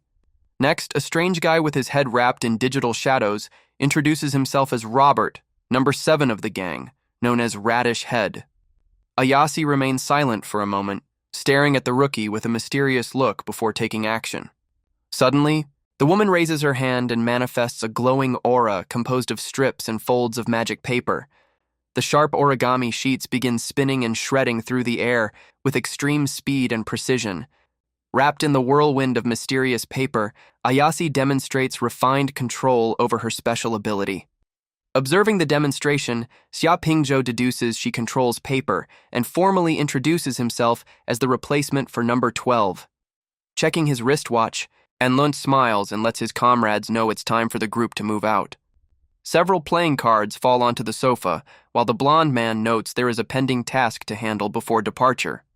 Anlund reveals that the commander ordered everyone in the bar eliminated because some patrons were planning to act at an auction, messing up the gang's schedule.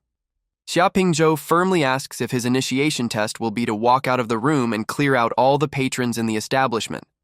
Anlund laughs and declines, pulling out a slot machine robot and saying, "Taking out those men is just a detail they'll do on the way out." The boy watches the casino machine and wonders what the true effect of number 11's power is. Pulling the slot machine's lever, Luntz explains he will spin the reels first to see if he can save himself some work. The slot machine robot's reels begin spinning furiously while its eyes light up an intimidating red. The symbols on the reel stop on 3 identical rocket images, confirming the result of the bet on the display. With a mocking smile, Luntz comments that the result of the draw turned out a bit too flashy. Robert takes a step toward a portal of glowing pixels and calls the rookie to head out immediately. Observing the digital portal, Xia Pingzhou recognizes an advanced teleportation power in member number 7. Stepping through the portal beside Ayase, Robert warns the rookie to get in quickly if he doesn't want to be blown to bits in the blast. Grabbing the boy by the shoulder, Luntz shoves him toward the portal, promising to send him somewhere very fun. Looking back before crossing, Xiaopingzhou asks if they weren't going to eliminate the people in the bar before leaving. Luntz smiles mockingly and asks what the boy is talking about, as if the job were already finished. As the portal closes, the blonde man calmly reveals that everyone in the establishment is already gone. In the empty room, the slot machine robot remains alone with its arm raised, about to detonate. The machine releases a deafening flash and explodes with devastating energy inside the room. Metal parts, screws, and gears are blasted in all directions by the force of the impact. From the middle of the blast, the robot transforms into a giant missile launched toward the bar's ceiling. On the other side of the portal, Xia Pingzhou watches the distant flash and finally understands how that ability works. The boy realizes the terrifying reach of Luntz's power, concluding no one inside the bar managed to survive the attack. He notes that the shockwave destroyed the bar, the entire alley, and likely wiped out everyone in the neighboring residential area. Keeping his cool under his hood, the youth faces his new allies and asks what the gang's next destination is. The group emerges inside an abandoned building, and Xia Pingzhou asks why they brought him to that location. Luntz explains that it is a decommissioned commercial building located in Tokyo's Minato district. The man shares that the company was closed by authorities after 2 employees passed away from overwork, leaving the building completely abandoned. Entering the abandoned building, Xia Pingzhou senses the heavy atmosphere of the corporate environment and asks his allies why they brought him to this place. With a smile on his face, Lunchi summons a shadowy creature and replies that he brought him to do exactly what exorcists do best. Observing the strange figure that emerges in the room, the boy asks surprised if that is a real demon. Luntz explains that the 3 of them will just watch while the rookie fights the creature so they can evaluate his combat performance. Holding up 2 fingers, the man warns that if more than 2 members are dissatisfied with the fight, the boy won't just be rejected from the brigade. With a threatening look, he concludes the rule of the test, stating the rookie will also be eliminated right there on the spot. Maintaining composure in the face of the threat, Xia Pingzhou watches the opponent approach while Luntz asks if he isn't going to offer a welcome. The system panel confirms the objective of passing the brigade's initiation test, and the boy accepts the challenge without showing hesitation. Adjusting his coat collar with a confident smile, he prepares for the fight and decides to test his new body's skills. The one-eyed monstrous creature rushes forward furiously, screaming desperately the word vacation while attacking the youth. Revealed to be the 3-headed work demon wearing a suit and holding a giant keyboard, the monster advances demanding performance. Sitting on the upper floor watching the fight, Luntz officially introduces the creature to the rookie as the work demon. The boy remains standing in the center of the room, facing the corporate aberration with complete composure. Luntz finishes the explanation, saying that entity was generated from the resentment of employees who passed away from overwork. Ayase mocks her comrade, saying he makes up stories, but the man laughs and admits he just wanted to dramatize the situation. The youth finds it ridiculous that the monster scares no one and merely exudes the deep sadness of an exploited worker. The creature cries in anger upon remembering it worked itself to death and now has to fight with a giant keyboard and a coffee mug just to serve as exp. Without losing focus, Xia Pingzhou activates his chest celestial motor, causing glowing pieces to float around him. The work demon leaps furiously and strikes with the giant keyboard toward the youth, screaming for a raise. Maintaining his composure, the boy holds a bright white piece and recalls how to utilize the power of the pieces in combat. The devastating keyboard strike lands right on the spot where the boy is, raising dust and smashing the floor. Roaring violently, the three-headed monster questions, doing overtime while unleashing all its strength into the hit. Unharmed beneath the attack, Jia Pingzhou smirks upon confirming the practical defense function of his celestial motor. The system reveals the materialization of the king piece, a colossal warrior immune to physical and mental attacks that protects the user while on the field. Watching from above, Enlunch is impressed by the interesting mechanics of the rookie's skill. Ayase admits surprise at seeing the technique, stating she had never witnessed a similar power before. Robert comments that the skill is very peculiar, understanding why the commander showed so much interest in the boy. Annoyed at dealing no damage, the work demon flips out and begins shouting repeatedly about doing overtime. The creature lands a frantic sequence of punches and strikes against the king's barrier, unable to shake the youth's protection. Standing behind the king's immunity, Xia Pingzhou mockingly notes the creature's fury and warns that all its attacks are useless. From above, the brigade members watch the monster wear itself out against the king's impenetrable defense. Tired but furious, the demon refuses to stop and keeps pushing its desperate attacks. Raising the giant mug like a club, the creature rushes forward in one last blow, demanding a promotion at work. The heavy strike comes crashing down toward the king, threatening to break the defensive summon's stance. Realizing the risk, the boy pulls another glowing piece to protect the king, knowing that without it, he will be vulnerable. The system confirms the materialization of the pawn piece, an armored soldier with a long sword focused on direct combat. A dark-armored warrior with red accents and crimson hair appears on the field wielding a long sword. The pawn attacks with the blade and intercepts the giant mug's strike, locking the monster's momentum in midair. With a powerful sword slash, the summoned warrior hurls the work demon violently against the wall. The monster staggers back, dazed from the counterattack, surprised by the summoned soldier's physical strength. The pawn strikes create craters in the room's floor, demonstrating the aggressiveness of the new summon in battle. Watching the fight, Xia Pingzhou realizes a single pawn can already rival the demon, predicting huge tactical value when evolving the skill. To wrap up the fight, the boy raises the rook piece, summoning a heavy cannon capable of firing devastating projectiles. The rook fires an overwhelming beam of golden energy that sweeps across the room and lights up the entire abandoned building. The colossal blast hits the work demon dead on, engulfing the creature in an explosion of light. The heat of the attack sweeps the environment, incinerating the corporate aberration in seconds. Smoking and heavily injured, the monster falls to its knees on the ground, agonizing in pain after taking the direct hit. Holding the queen piece with a cold glare, Xia Pingzhou mentions it's time to deliver the final blow and finish the fight. The system materializes the queen, the most agile unit among the 4 basic pieces, armed with 2 lethal daggers for fast-paced combat. The crowned warrior rushes forward at high speed with her daggers drawn, ready to slice through the demon and finish the initiation test.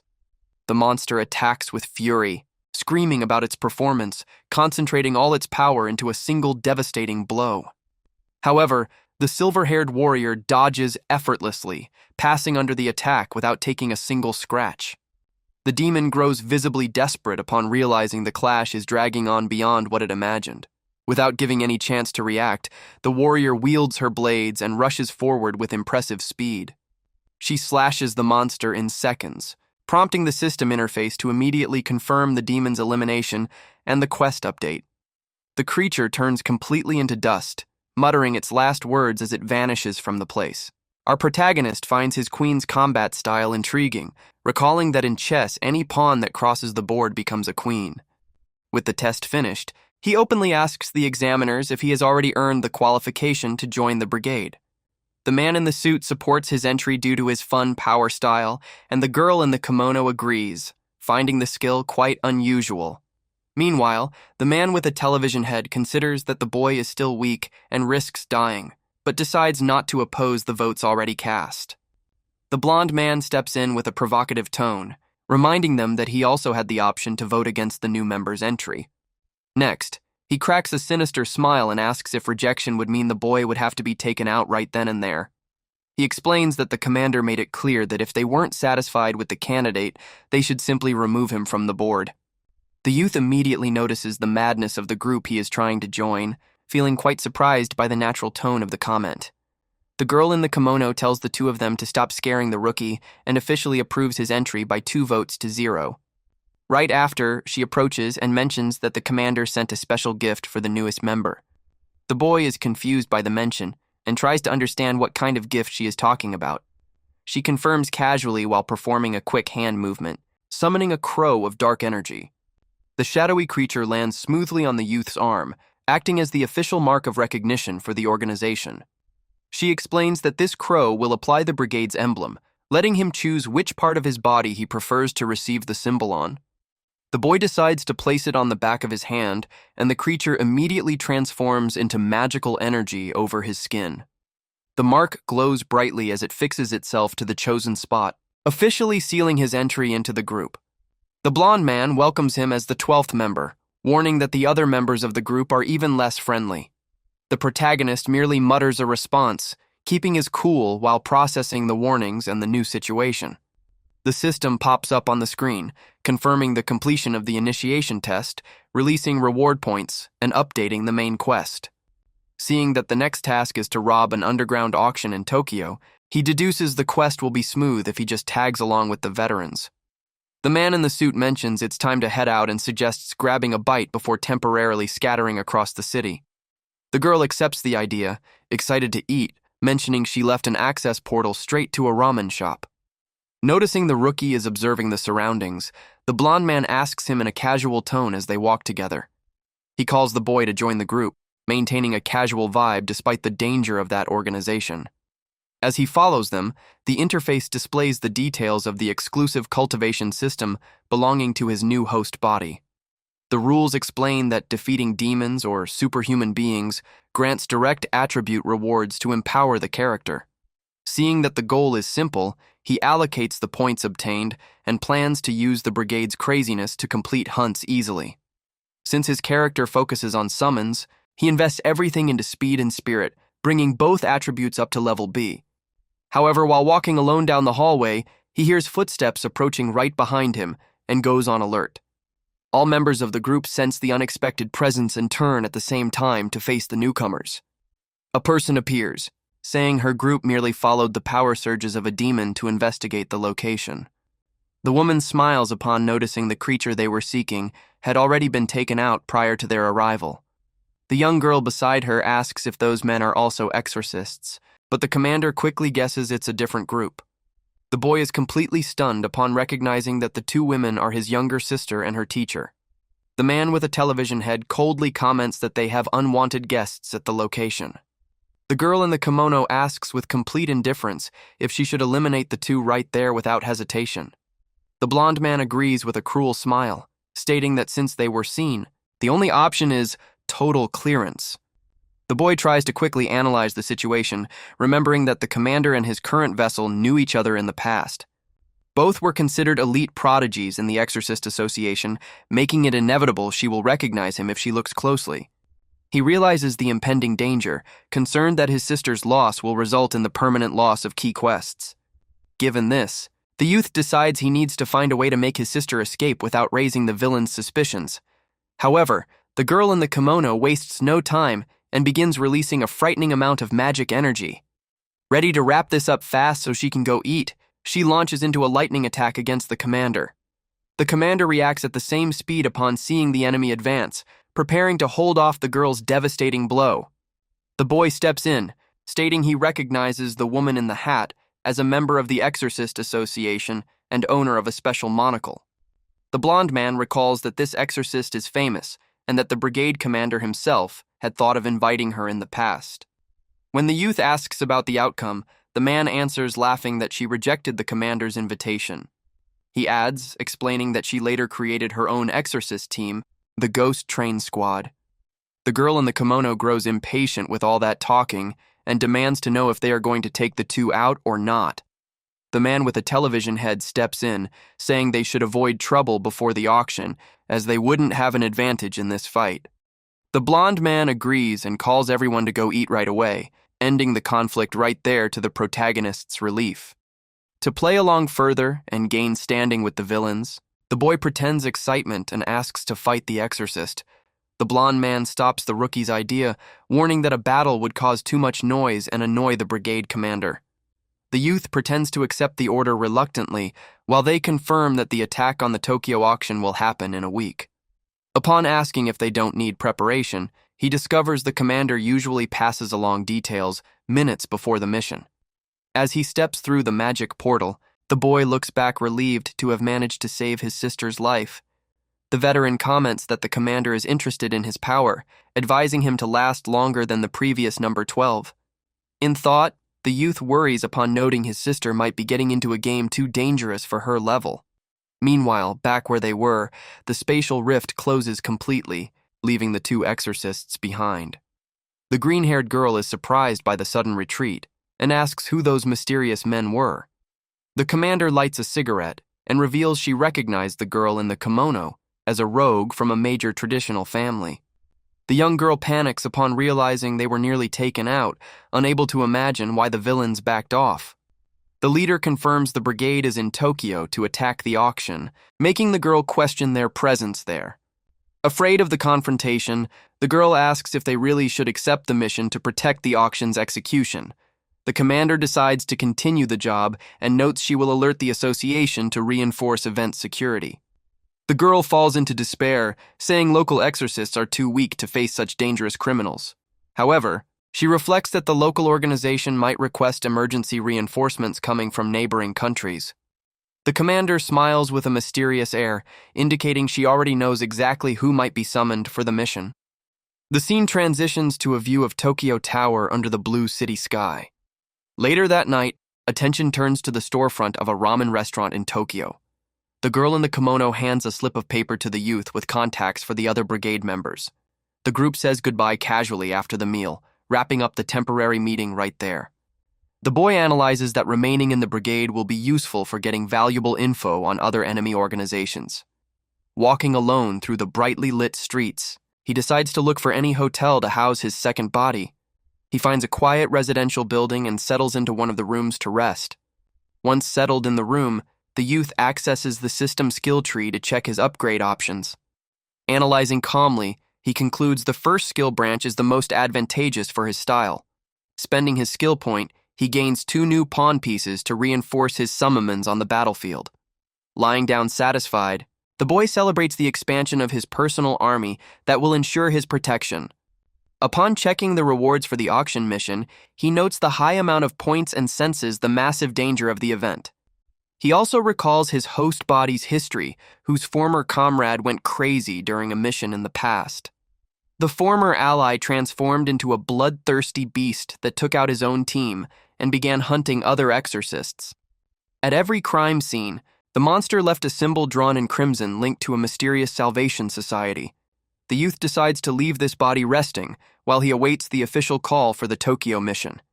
He plans to switch consciousness to his main body and investigate an orphanage in search of clues about the lab. Returning to his primary body, the system confirms the completion of the quest regarding his sister and grants the corresponding prizes. He celebrates having completed the task using his second vessel in a completely unplanned way. The boy empowers his attributes and learns a skill capable of sealing opponents' superhuman powers. He discovers to his surprise that the next technique will allow temporarily stealing the abilities of captured enemies. The interface warns that 9 points are required to synthesize a new, playable character in the real world. The youth sarcastically notes the high cost required to create another body, questioning the system's increasing difficulty. A new system feature unlocks random events across the city map after the player stays 3 days in the area. Excited by the feature, he notes that his journey is looking more and more like a real video game. However, upon checking the exact spot where the event appeared on the map, he gets a huge surprise. The boy is impressed to see that the event marked by the system is located right in the orphanage library. He remembers living there, recalling a filthy basement locked behind several layers of chains and padlocks. In his childhood, he tried to sneak in and ended up punished by the director, who claimed it was an old war shelter. Connecting the facts, the boy begins to suspect the true function of that basement kept secret. He suspects the clandestine lab was always beneath the orphanage and that his original body was never moved. Back in his room, the youth hears knocks on the door and authorizes whoever is on the other side to come in. His older brother appears at the door, inviting him on a trip to Tokyo since their sister declined the offer. He accepts immediately, laughing internally, knowing his younger sister is already in Tokyo without their brother suspecting. The boy suggests inviting their father along, and the older brother agrees to send him a message. Shortly after, the brother confirms that their father also agreed to travel to Japan at the same time. The brother takes his leave, mentioning he will take care of buying plane tickets for the whole family.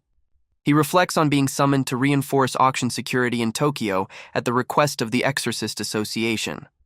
The protagonist grows apprehensive, realizing his father and brother will end up crossing paths with the brigade's robbery. He fears his brother might eliminate his second host body during the clash with no chance of recovery. Setting worry aside, he decides to focus on infiltrating the orphanage basement to seek answers. Night falls with a heavy storm pouring over the city's buildings.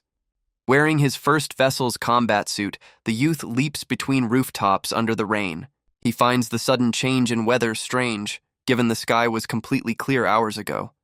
As he approaches the orphanage library, a bad feeling takes over his thoughts. The system confirms the start of the exploration event as soon as he lands at the entrance. He sneaks into the quiet building, walking carefully between rows of bookshelves. The youth advances through the darkness toward the secret passage leading underground. He finally finds the heavy locked door guarding the orphanage's secrets. Concentrating his power, he prepares to break the barrier and find out what lies inside. He knows the truth about the lab, and his original body will be revealed next. With a quick motion, his magic bands wrap around the padlocks holding the chains. The strength of his skill destroys the iron locks in moments, clearing the entrance. The heavy door slowly opens, revealing a dark and mysterious hallway in the basement. Looking toward the back of the room, he comes across a figure chained to the wall. The boy stands in absolute shock upon recognizing the person trapped in that place. It is his old childhood friend, Shu Keian, confirming the completion of the event by the system. He recalls how she was one of the few people he truly considered a friend at the orphanage. She had vanished without a trace years ago, leading police to close the case without answers. Everyone believed she had been taken out or kidnapped, never imagining she was trapped there the whole time. Observing a camera on the ceiling, he concludes only one person had the power to keep her in captivity. Overcome by anger, he realizes who is truly responsible for that cruelty. The culprit behind locking the girl in the basement for years is none other than the director of the orphanage. The scene cuts to the director's office, where the man works alone in front of the computer. The heavy, greedy director drinks his coffee peacefully, unsuspecting of the impending danger. He remains focused on the screen, enjoying the calm of the rainy night. A flash of lightning illuminates the room, revealing the dark silhouette of Black Pupa appearing right behind him. Without giving time to react, shadow bands choke the director and pin him to the chair. The youth demands to know who took the other orphans away, but the terrified man swears he knows nothing. The boy activates his special skill to force the prisoner to confess the whole truth. Under the spell's effect, the director uncontrollably reveals that the buyers used disguises to hide their identity. Pressed to remember more details, he mentions seeing a symbol marked on the men's uniforms. The youth demands he describe immediately what that symbol pattern looked like. In total panic, the man begs to be released so he can draw the exact mark on paper. The shadow band hands over a pen so he can make the drawing without wasting time. The drawing reveals the exact symbol of the Salvation Society, leaving the youth deeply shaken. He is shocked to connect the dots, realizing the past abductors belong to the Salvation Society. The director confesses he wiped all security camera recordings from those days at the organization's request. The boy presses the man and discovers he sold the children in exchange for 200,000 currency units. Indignant, the youth asks if he never felt remorse for selling the future of defenseless orphans for that amount. He demands explanations about the girl kept in the basement, while the director merely cries and begs for forgiveness. The villain desperately pleads for mercy, unable to give any valid justification for his actions. With a cold gaze, the boy gives a calm and enigmatic answer before making his decision. Saying he forgives him, he executes the director without hesitation, ending the greedy man's life. The shadow bands retract through the window as the youth quietly slips away from the crime scene. He dismisses the situation, aware that it's not worth wasting words on a dead man. Leaping through the storm, he sends a message to Blue Arc demanding help to cover up the director's death. Blue Arc questions the elimination, and the boy tells him to look at the girl in the basement to understand why. The agent threatens to expose his identity if he doesn't cooperate, but maintains his principles of evaluating the scene first. The boy asks the agent to take care of the girl in the basement, ensuring medical treatment and a normal school life for her. Despite his firm tone, a tear slips down his face under the mask as he remembers his friend's suffering. He vents, saying Blue Arc is the only trustworthy person in the city to protect the girl. The agent agrees to go to the orphanage to check out the situation, and the youth ends communication right after. Watching the rain, the protagonist vows vengeance against the mysterious Salvation Society. With his heart full of rage, he promises to hunt down every single member of that organization. Shortly after, the agent wearing his high-tech armor dashes at high speed toward the orphanage.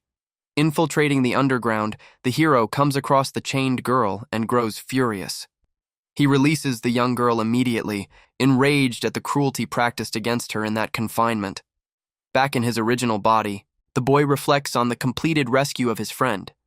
He analyzes the paper with the hexagram drawing made by the late director before he passed. The symbol matches perfectly with the mark left by the unhinged exorcist known as Red Signal. He concludes his former instructor is part of the villain group and decides to hunt down the missing member.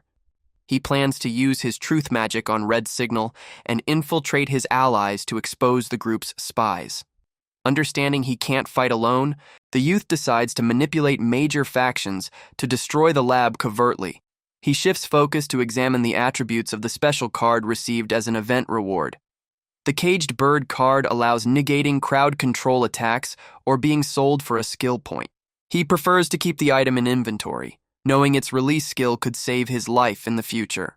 Suddenly, a shift in his senses causes the youth to look to the side, startled. He feels a strange disturbance at the location where his true original body is imprisoned. The lab interface warns that the instructor has just arrived to conduct a new interrogation. The imprisoned body complains in a mocking tone for having his rest interrupted yet again. The instructor with glasses remains silent, staring at the youth with an expressionless look. Point blank, the man coldly reveals that the orphanage director was eliminated that morning. The boy fakes exaggerated shock upon hearing the news about the director's passing. The man reports that the basement crime was exposed to the media and officially handled as a self-inflicted incident by police. The youth continues the act, asking curiously what the name of the girl found in captivity is. The instructor reveals the young girl's name and expresses doubt about how the police uncovered that secret location. He explains that police received an anonymous call coming from the deceased's own phone. On the office computer, there was even a confession email with the exact location of the basement. The boy mentally praises Blue Arc's efficiency in making up a perfect story to cover for him. The instructor coldly asks him if the director's passing left him satisfied. The man shifts the tone of the conversation, hinting there is something more behind that event. The boy throws the question back with irony, pretending to have no connection to the incident. He mocks the situation, reminding him he is locked up there with no way to commit the act. The instructor accepts the reasoning without suspecting the manipulation and slowly steps back. Changing the subject, the youth demands he fulfill his promise to explain about the exorcists. The boy questions the instructor on why he has never seen these so-called exorcists operating in daily life. He explains that the legendary Hukuo team keeps demons pushed back and cornered far from human cities. The group consists of 4 prodigies chosen by the most influential families in the exorcist world. The instructor reveals the captain of the current generation is He Xingxi, known as the Lion Dancer. The youth asks if he is considered the strongest and wants to know what his special magic power is. The captain's power comes from a legendary magic relic forged from volcanic materials and ancient treasures. Curious about the lore, the boy wants to know who the other 3 legendary members of the group are. He mentions Zhuge Hui, heir to an ancient clan famous for perpetuating secret exorcism techniques. The boy sarcastically asks if the historical figure Zhuge Liang was also part of that hunter clan. The man confirms the historical figure used the legendary 7 Stars lamp artifact. He highlights that exorcists operate in the shadows solely against demons or rogue members of their order. The youth asks which of the three superhuman classes possesses the highest potential ceiling in the world. The instructor admits that in the past, the indisputable answer would be anomaly emissaries. That is because those chosen by mythic anomalies could reach power equivalent to a true deity. However, the man admits the unique existence of the boy himself changed the entire world's perspective. He explains that depending on the boy's true nature, his class will become the pinnacle of humanity. He reiterates that the prophecy places the boy as the turning point among all superhuman races. In short, the ultimate power of the world's most powerful race will be defined exclusively by the boy. The youth smiles internally, aware that he is capable of manipulating the skills of all these branches. The instructor ends the conversation, promising to take him to see the other orphans in a few days.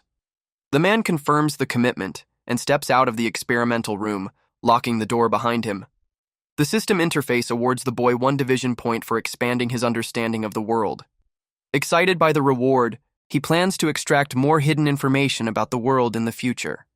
The scene shifts to the bustling commercial district of Lijing under the sunlight. In his room, the youth is interrupted by the chime of a text message on his phone. The text is from his friend Li Qingping, calling him out for missing over the last few days and asking to hang out. The boy smiles mysteriously, eager to investigate his friend's hidden secrets. Shortly after, the two meet at the entrance of the city's cinema complex. Li Qingping jokes about his friend's delay while carrying a bucket of popcorn for the movie. A huge poster on the wall displays an official government alert regarding the mysterious figure of Black Pupa. The friend compliments the vigilante's look, but the boy counters jokingly with his sister's comment. Li Qingping defends the hero enthusiastically, recalling the legendary feats shown on the news. Upon brushing against his friend, the protagonist's passive skill activates to analyze his body. The system reveals his friend is a Class A anomaly emissary, possessing the red dragon fragment. The boy stands floored upon verifying the monstrous attributes and rare relic his friend is hiding. Suspecting nothing of the scan, his friend changes the subject with a casual smile. He comments that the vigilante's suit is identical to the design they made up together back in school. Li Qingping insists on the costume's similarity, finding the protagonist's clueless reaction strange. His friend recalls their childhood promise to create real suits if they awakened powers in the future. He sighs, pretending to be just a regular human without any special abilities.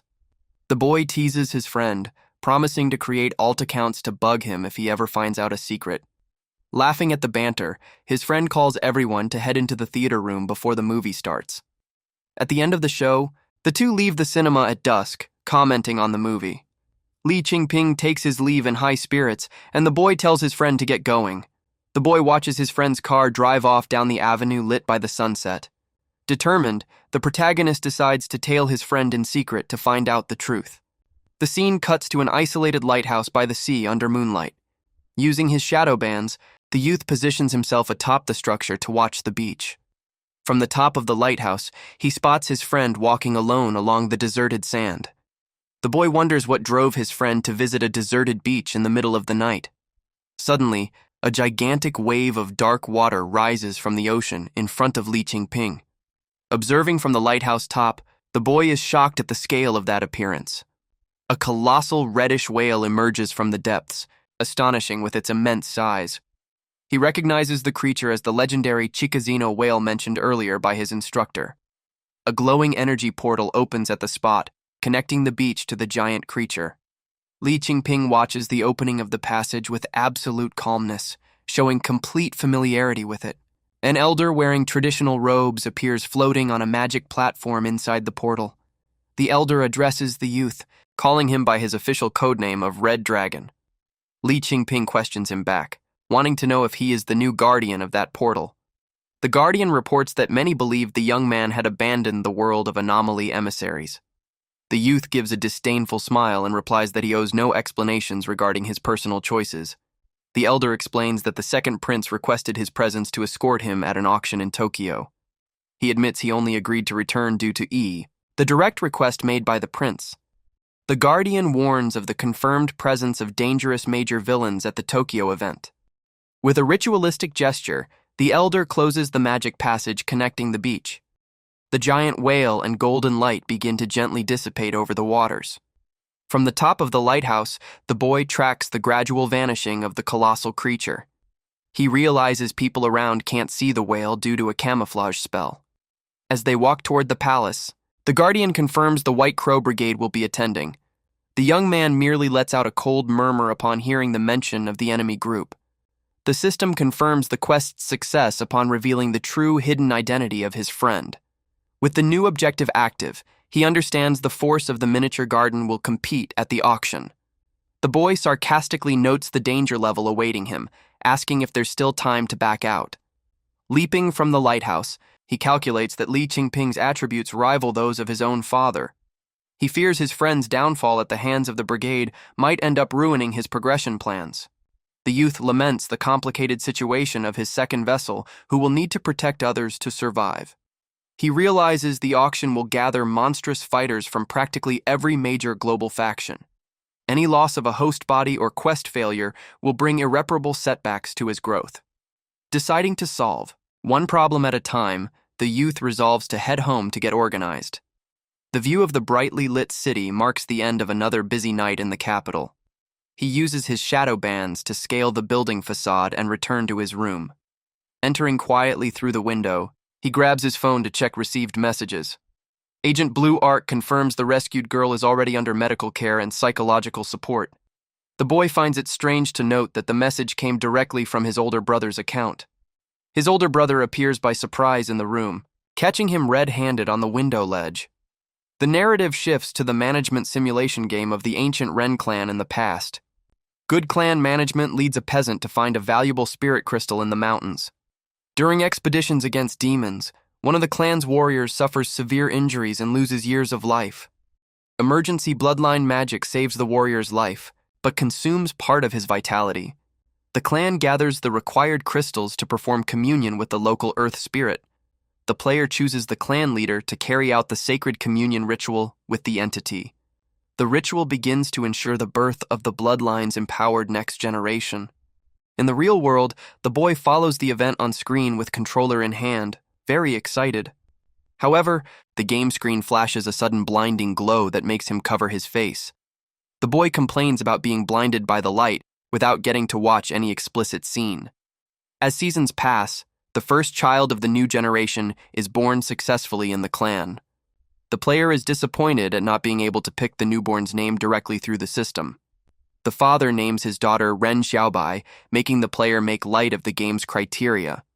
The family tree updates, setting the goal to maintain the bloodline until the year 266. Advancing turns, the player sends out scouts to explore new areas and expand domain. Standing before the lake, the cultivators watch a spiritual manifestation emerge amidst a swirl of water. The vision reveals Lingbo herself, the lake spirit, who urgently begs the immortals for help to defeat a great demon threatening the region. On the game map, the protagonist realizes scout points unlock new expedition zones and clearly indicate location difficulty levels.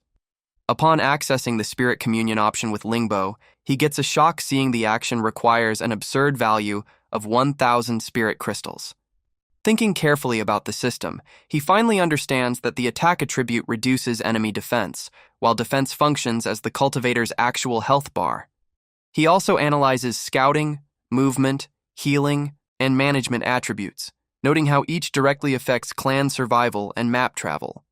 Controller in hand, the youth concludes with satisfaction that the game's deep mechanics have left him thoroughly impressed so far. In the game, a new expedition pops up in Shu Province, a location marked by Cao Cao's historical conflict where demons begin manifesting.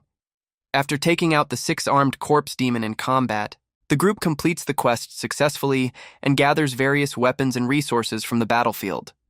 Observing the bodies, Ren Feifan asks his brother why so many ordinary citizens turned into demonic creatures after passing away. His older brother then explains the fundamental differences between demons, fiends, ghosts, and monsters, showing how the resentment of the departed consumes these beings. Outraged, Ren Fei Fan recalls simple folk who merely worked the land and angrily questions why Cao Cao caused such tragedy. The elder clarifies that massacres were used to spread terror and vent the troops' fury, as the expedition was driven by revenge for Cao Cao's father's passing. Faced with confirmation that Cao Cao was to blame, Ren Fei Fan hides his reaction, making the player realize instantly he is about to do something reckless. Shortly after, the system warns that Ren Fei Fan has abandoned the group, leaving the player frantic over losing his only frontline fighter.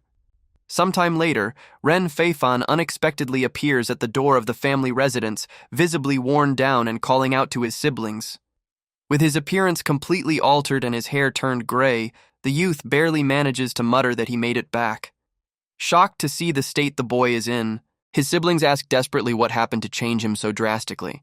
He confesses to having attempted to eliminate Cao Cao 3 times, but failed every time because his own body froze before he could land a strike. The brother explains that this paralysis is a bloodline curse that boosts energy at the cost of the cultivator's own life expectancy when triggered. Tormented, Fei Fan vents that he is haunted by the terrifying vision of all the wronged victims of the province turning into endless monsters. On the other side of the screen, the player watches the scene in silence, moved by the tragedy and the weight of the moment. Realizing the young 18-year-old cultivator has a life expectancy about to run out, the player decides to perform the spirit communion. At the end of the following summer, Fei Fan holds a newborn in his arms and names him Ren Buhui. With no strength left in his body, he apologizes to his siblings for all the trouble caused and makes his final requests before collapsing to the ground. In tears, his siblings embrace him tightly, promising with broken hearts that his memory and sacrifice will never be forgotten. The official notice confirms the boy's passing at age 18, and the player panics upon realizing he hadn't saved the game to save him. Looking at the menu screen, he discovers to his horror that the game has no normal save files and only allows restarting everything from scratch. Right after, his phone receives a text message informing him that tickets for a late-night flight to Tokyo are already properly booked. The boy decides to look for his father, excited about the idea of visiting the famous Akihabara district as soon as they land in Japan. Thoughtful about the sudden trip, he imagines how his older brother would react if he ran into their younger sister during their stay in the neighboring country. Noticing the absence of his father and brother early on, he watches an urgent news report about a violent robbery carried out by superpowered criminals at a local bank. The broadcast reveals that 2 Class A heroes are hunting down a pair of internationally dangerous thieves in the middle of the city. Realizing the robbery happened right near where he is, the youth decides to rush to the scene immediately to provide backup. In the urban center, frantic screams echo from the top of a gigantic skyscraper. The primate-like mutant criminal escapes by sliding down the building's glass facade at high speed. However, a powerful electric discharge suddenly cuts through the air and hits the fugitive dead on. The hero wearing energized blue armor lands with authority, confirming his target is a dragon-level criminal. Concentrating pure electricity in his hands, the hero prepares to neutralize the threat before it can get away. He shoots a massive energy net that wraps around the monster and pins it against the building structure. Taking thousands of volts through its body, the criminal roars in pain as it falls toward the ground disoriented. On solid ground, reporters and civilians look up startled, seeing the creature plummet from above. The villain hits the asphalt with a brutal impact, shattering the ground and startling everyone around.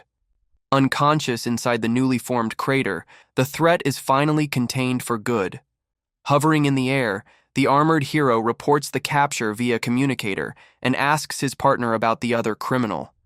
The partner laments losing sight of the flying villainess, but the blue hero spots someone suspicious moving at the scene. Instantly recognizing the famous black chrysalis at the scene, the hero warns on the radio that he is stepping in right now. Meanwhile, the other hero tries to maneuver between buildings in hopes of catching up to the fast fugitive. Frustrated, he admits the division of tasks was poorly planned, given his specialty isn't chasing down extremely fast enemies. Suddenly, the hero feels something wrong with his combat gloves and lets out a weak gasp of surprise. Out of nowhere, the clasps and restraints attached to his body begin snapping and acting on their own. An intense flame erupts from the metal devices, catching the hero off guard in mid-motion. Forced forward by the flames at his back, he is blasted forward while screaming in desperation. The hero appears shouting that everyone is trapped, but the masked figure merely mocks him, saying he's a fan and even owns one of his t-shirts. Without losing his light-hearted tone, the mysterious youth tosses a shiny metal block toward the hero like a present. As he moves away in the air, the masked figure tells the hero to chew on some more iron, triggering a wave of rage in his pursuer. The scene shifts to Lijing's 5th urban district, where the clash moves through the heights. The flying ant criminal celebrates relieved in midair after believing she got rid of all her pursuers. Hovering with her energized wings, she wonders how her mutant partner is faring in his escape. However, danger strikes in the blink of an eye as a dark aura manifests right behind her face. Multiple strips of black energy wrap around the villainess's body in midair before she can even react. Trapped and immobilized against a building wall, the girl realizes she was captured by the masked figure known as Black Chrysalis. The youth mockingly notes it was no easy task tracking her down, while the criminal instantly recognizes who captured her. Even restrained, the villainess smirks and asks if he really thinks those bindings can hold her. The masked figure responds with a bizarre rant on women's empowerment and modern challenges, leaving the girl completely baffled. Thinking the guy is a complete lunatic with a screw loose, she decides she won't waste time talking to that weirdo. When trying to use her ability to shrink her body and escape, the girl panics upon realizing her power isn't working. The system reveals that the bindings nullify superhuman abilities, allowing the youth to borrow the girl's power to use for 24 hours. At that moment, the blue-armored hero appears on the scene wrapped in lightning and witnesses the villainess completely immobilized. Desperate, the girl begins screaming to the blue hero, asking to be saved from that crazy masked guy. Unclear on the situation, the armored hero is intrigued upon realizing the masked figure actually helped capture the fugitive. In a calm tone, the masked figure notes he doesn't need thanks, returning the favor for a past incident at the orphanage. The system explains that capturing this criminal duo will boost the hero's standing and facilitate his entry into the Rainbow Wing organization. Suddenly, the other hero reappears furious in the sky, promising to take down the masked figure for tricking him. Noticing the arrival of the enraged pursuer, the youth decides it's time to withdraw and vanishes into the shadows. Enveloped in dark mist, he activates his teleportation technique to leave the scene without a trace. The system confirms the completion of the main quest, granting the boy skill, attribute, and division points. Right after, the quest is updated, requiring him to help the blue hero survive during a major auction in Tokyo. Thoughtful, the youth wonders if his own older brother is really going to get involved in that dangerous event. In a residential complex in Lijing, a message appears in the system chat asking if he knows the Z-Peng Brigade.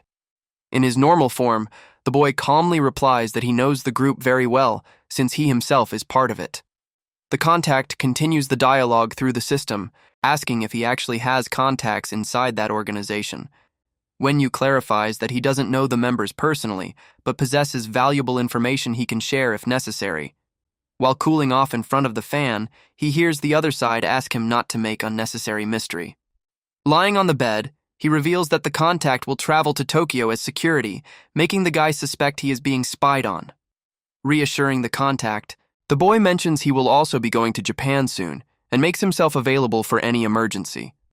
Surprised by the news, the man asks if he is also traveling, and Wenyu confirms that many others are heading there as well. Looking at the city at night, the youth jokes to himself, saying that everyone he knows is moving to Tokyo all at once. Shortly after, at Lijing International Airport, planes cut through the sky, kicking off the big journey. On the boarding apron, his older brother and father walk together carrying their travel luggage. Walking right behind while sipping his juice, the boy jokes that two such powerful figures shouldn't mind carrying extra baggage. Suddenly, Wenyu spots someone up ahead and recognizes the only member of Rainbow Wing whose identity is public. It is Fan Dongqing, surprising the youth with the high-profile presence of a top-tier agent at the airport. Analyzing the movement, his father realizes this public appearance is a direct response to the provocations made by the villain Phantom Clock. The elder questions why members of such an important organization would show up at that exact moment. The father feels the urge to confront him to find out who brought down his wife in the past, but holds back, being accompanied by his children in a public place. Gripping his suitcase handle tightly, He suppresses his anger, understanding that an impulsive move would put his children's lives at risk. During the late-night flight up high, the boy mentally praises the self-control demonstrated by his father. With nothing to do on the plane, he decides to transfer his consciousness to check the situation of his other clone. Upon connecting after 3 days in Tokyo, the system notifies that the Special City event card has finally been unlocked. Tired of lying in the hotel for 2 straight days, the youth follows the system alerts regarding random city events. Seeing an event appeared in the Roppongi district just a 10-minute walk away, he resolves to head over and check it out. Walking through the brightly lit city streets, he exchanges texts confirming a meeting set for the next day. Arriving at the famous Mori Tower, he contemplates the gigantic spider sculpture created by a French artist symbolizing maternal protection. He recalls the game rules, remembering that among the basic chess pieces, the king and queen statues have special effects. The queen's ability allows nullifying matter for a short period, rendering the body intangible to pass through any obstacle. This technique serves both for offense and defense, considered a versatile and extremely efficient skill. Furthermore, this intangibility effect extends to any object or human body in direct contact with the statue. Using this power, he passes through the building's glass display window without needing to break anything. Entering the dark auditorium of the theater, the youth identifies the exact spot marked by the system event. The system notifies the activation of the 5th city event, named the Spider Dancer of Roppongi Theater. From the ceiling structures, dark tendrils and monstrous legs begin dripping a shadowy substance. The event objective requires taking down the spider demon hanging from the ceiling within a 5-minute time limit. Thoughtful, the boy considers whether he opened the dungeon too early and ponders if he could use 2 characters simultaneously to double the reward. As the strange creature sings unsettling verses hanging upside down, he watches the scene, finding the atmosphere rather eerie. Taking advantage of the opportunity, the youth decides to test his new system skill that summons 2 pawn pieces for combat. The spider demon hurls itself furiously at him, but the boy remains still and confident. Energy slashes cut through the air violently, crashing onto the ground around the boy. Maintaining his cool posture, he gestures with his fingers, simulating a gun blast. His targeted attack intercepts the creature right in the middle of its aggressive leap. The demon's eyes widen, unable to comprehend where the sudden threat came from. An overwhelming shot is fired from one of the summons toward the monster. The projectile's impact ignites the creature midair with a devastating explosion. After the large blast on the ceiling, the demon is thrown downward, hanging only by a single thread of web. Desperate to recover, the creature plummets rapidly while attempting to react. The youth advances without hesitation and calls on his main queen's summon to deliver the finishing stroke. The demon opens its mouth furiously and shoots venomous threads in a desperate attempt to defend itself. The queen summon wields her blade and slashes through the air, hitting the monster with a devastating cutting blow. The sword cuts through the creature without giving any chance for evasion or counterattack. However, the summon herself notices something strange right after landing the hit. Instead of taking fatal damage, the creature's body rapidly transforms into a protective cocoon. Realizing the enemy's strategy, the boy orders the summon not to attack the cocoon, but rather the web thread supporting it. Obeying immediately, the warrior wields her twin blades and aims directly at the support point. Cutting the web with a precise motion, the cocoon loses support and plummets toward the floor. Satisfied with the plan's result, the youth simply awaits the impact of the fall. Suddenly, a terrifying demonic presence with red eyes emerges behind him, taking him completely by surprise. A second armor-clad spider demon arrives at high speed and catches the female in its arms. The boy is surprised to find that the dungeon houses more than one spider demon. Observing the pair, he recalls the character's memories regarding the existence of twin demons. The injured female demon again whispers the verse about twin butterflies keeping hearts united. The partner repeats the same words while exhaling flames and energy from its mouth. Flames envelop both bodies as they finish the chant in unison. A shadowy blast erupts in front of the boy, merging the energy of both creatures. Before his eyes, the 2 spiders fuse into a single, terrifying giant monster. The new abomination leaps high with its multiple claws extended to land a devastating strike. The system reminds him that as long as the king piece remains intact on the board, the player will take no damage. The boy realizes that if the king statue is destroyed by the creature, his absolute protection will vanish immediately. The fused monster surges with total ferocity directly against the king statue's structure. However, right at the moment of impact, the creature is caught off guard by something unexpected. The boy activates the power of the contracted shadow demon, enveloping the monster in a shadowy whirlwind. He reflects on Xiaopingzhou's first contracted demon, capable of temporarily pulling any nearby object into the shadow. Shadowy figures emerge from the ground under his command and grab the creature to drag it toward the abyss. The fused monster is dragged into the bottom of the shadowy swirl by the dark forces, swallowed completely. The queen statue watches the scene imposing after the threat is contained by the shadows. Taking advantage of the monster's immobilization, the warrior lands a precise and devastating sword stroke. The slashing attack cuts through the abomination's body, cleaving and destroying it in midair. With the threat fully neutralized, the summon wields her gleaming blade with total elegance.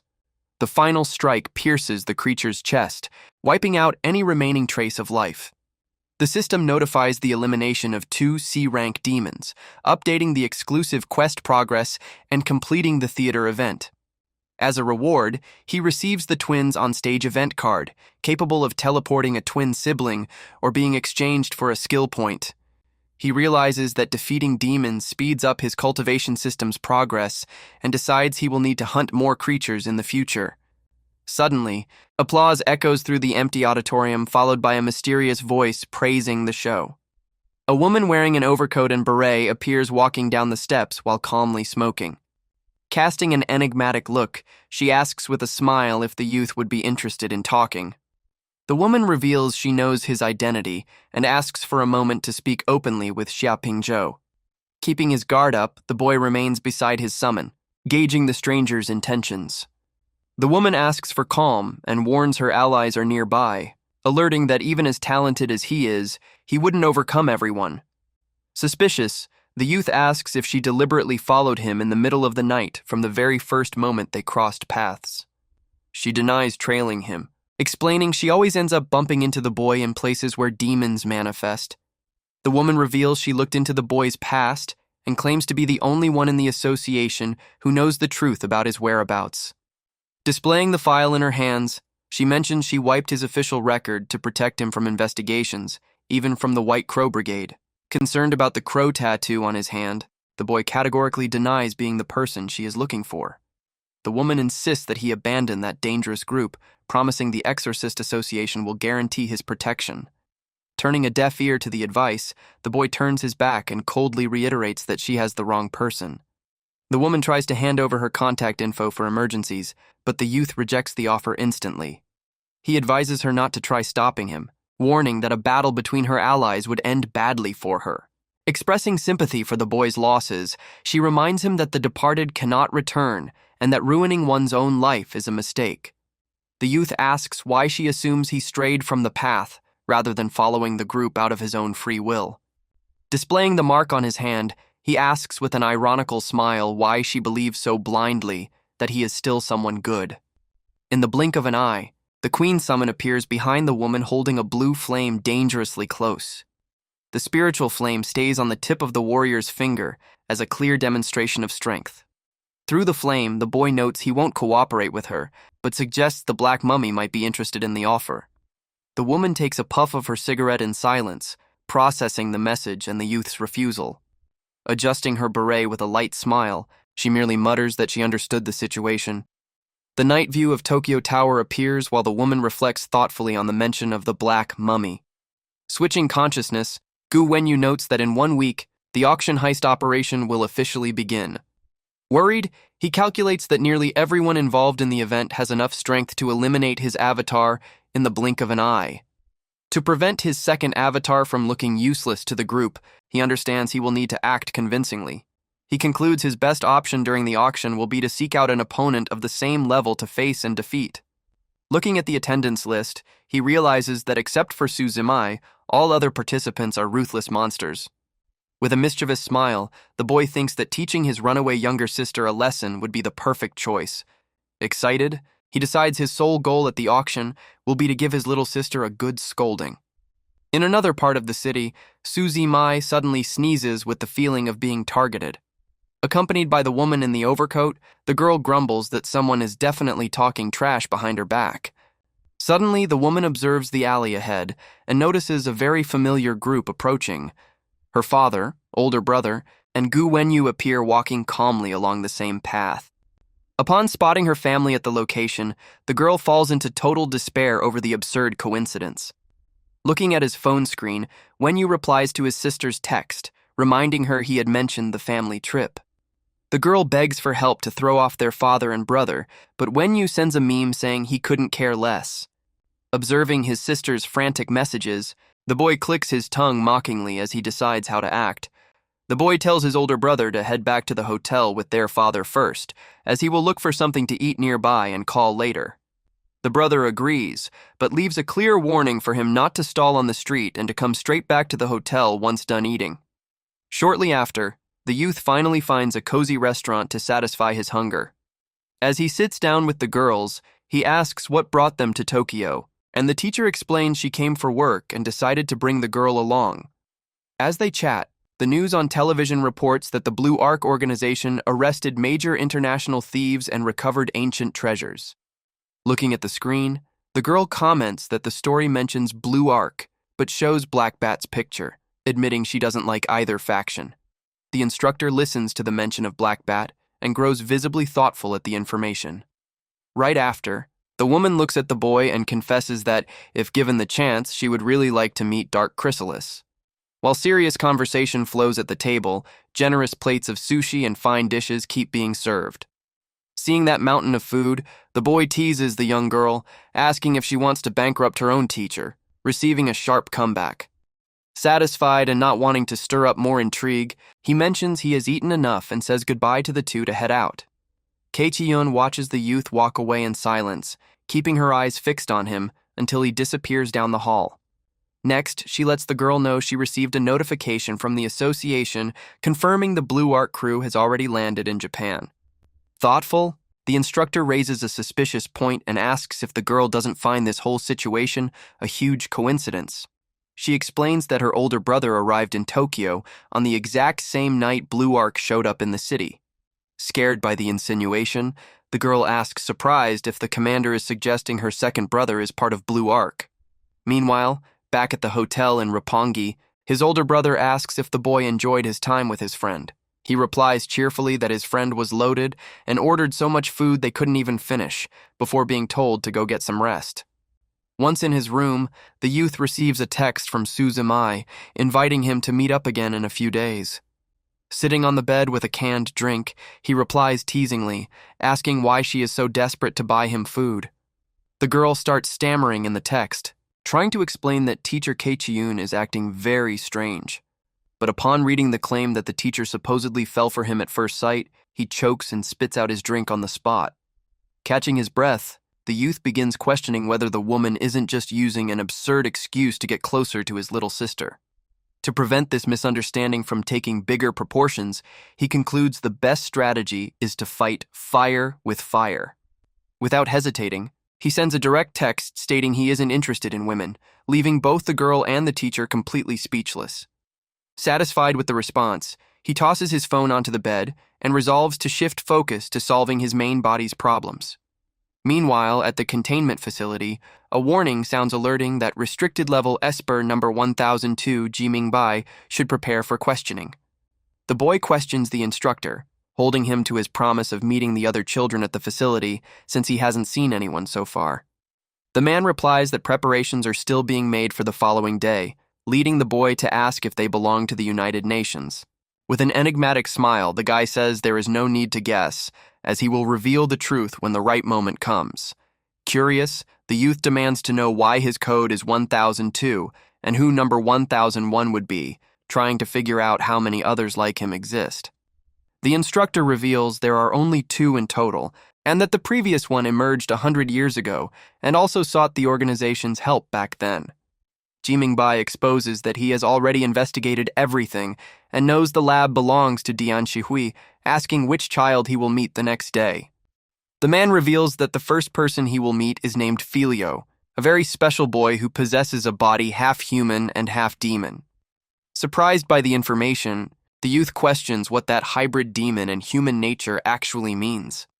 The instructor explains the boy's tragic origin, sharing that when they found him, his mother had already been devoured and his demon father had vanished. With a serious glare, the youth deduces that whoever devoured the boy's mother must have been the demon father himself. However, the man adjusts his glasses and denies the suspicion in a somber tone.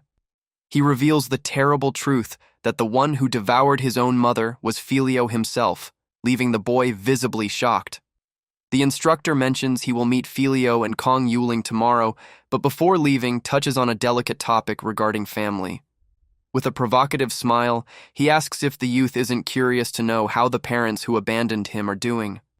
Overcome with anger, the boy's gaze shifts and he asks with contempt if those two scoundrels are still alive. Without handing over more details, the man merely promises to reveal the truth about his parents at their next meeting and leaves. Right after the instructor's departure, the system notifies that the worldview development progress in the Exorcist branch rose to 60%. At that exact moment, a sudden sensation makes the youth react with shock upon noticing an urgent alert. In his original body at the hotel, he wakes up startled upon realizing something serious is happening on his second identity's side. In the dark room, a shadowy figure with red eyes appears silently beside the bed where he was resting. Even facing the unexpected threat, he opens his eyes slowly and maintains full composure, facing the intruder. The intruder in the kimono orders him to follow her to an abandoned building, mentioning that other numbered members have arrived early and want to meet him. Staring fixedly at the woman, he is intrigued, trying to understand how she managed to enter the room without triggering any alarm. The intruder in the kimono holds her phone and comments there was no need to call when they were already so close. Upon arriving at the designated spot, the other members of the group notice their presence and celebrate the newcomer's arrival. The blonde man in the suit steps up and offers to introduce the place and members to number 12. Pointing at the guy in the cape, he introduces him as White Hungry Wolf, number 10 of the organization, who is neither an esper nor an exorcist. The youth finds it strange and asks if a regular person can join the White Crow Brigade, but the blonde man assures him he is not normal. With a serious look, he reveals that the man in question is actually a real demon. He explains that the demon joined the brigade to search for his child, born from a relationship with a human woman who was devoured by her own child. Regretting having abandoned his child, the demon joined the group to travel the world in search of any lead on the kid. Connecting the stories, the youth realizes on the spot that the demon in front of him is Filio's biological father. The blonde man keeps blabbering about the demon's past in the lower realm, annoying the guy who threatens to rip his mouth open if he doesn't shut up. The blonde man merely smiles and mocks, saying he was just trying to do some good promo for him to the new member. The protagonist analyzes the situation and realizes information about the demon's child could be a valuable trump card if he ever needs protection. Suddenly, the girl in uniform appears in midair and pops up right behind the youth, hugging him from behind and asking his name. Surprised by the girl's absurd speed, he says his name is Xia Pingzhou, realizing she is almost as fast as his brother. The blonde man introduces her as Jack the Ripper, number 2 of the guild, a famous and extremely dangerous figure. Since his main quest is precisely to eliminate her, the youth calmly confirms he has heard plenty about her fame. The girl gives a creepy smile and mentions that for new members, the old guild rules must be followed.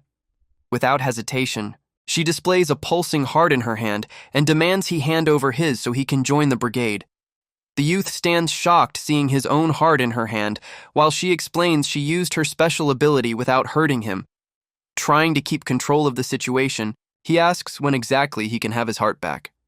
She replies that the organ serves as a security deposit, and that she will only destroy it if everyone votes that he is a spy.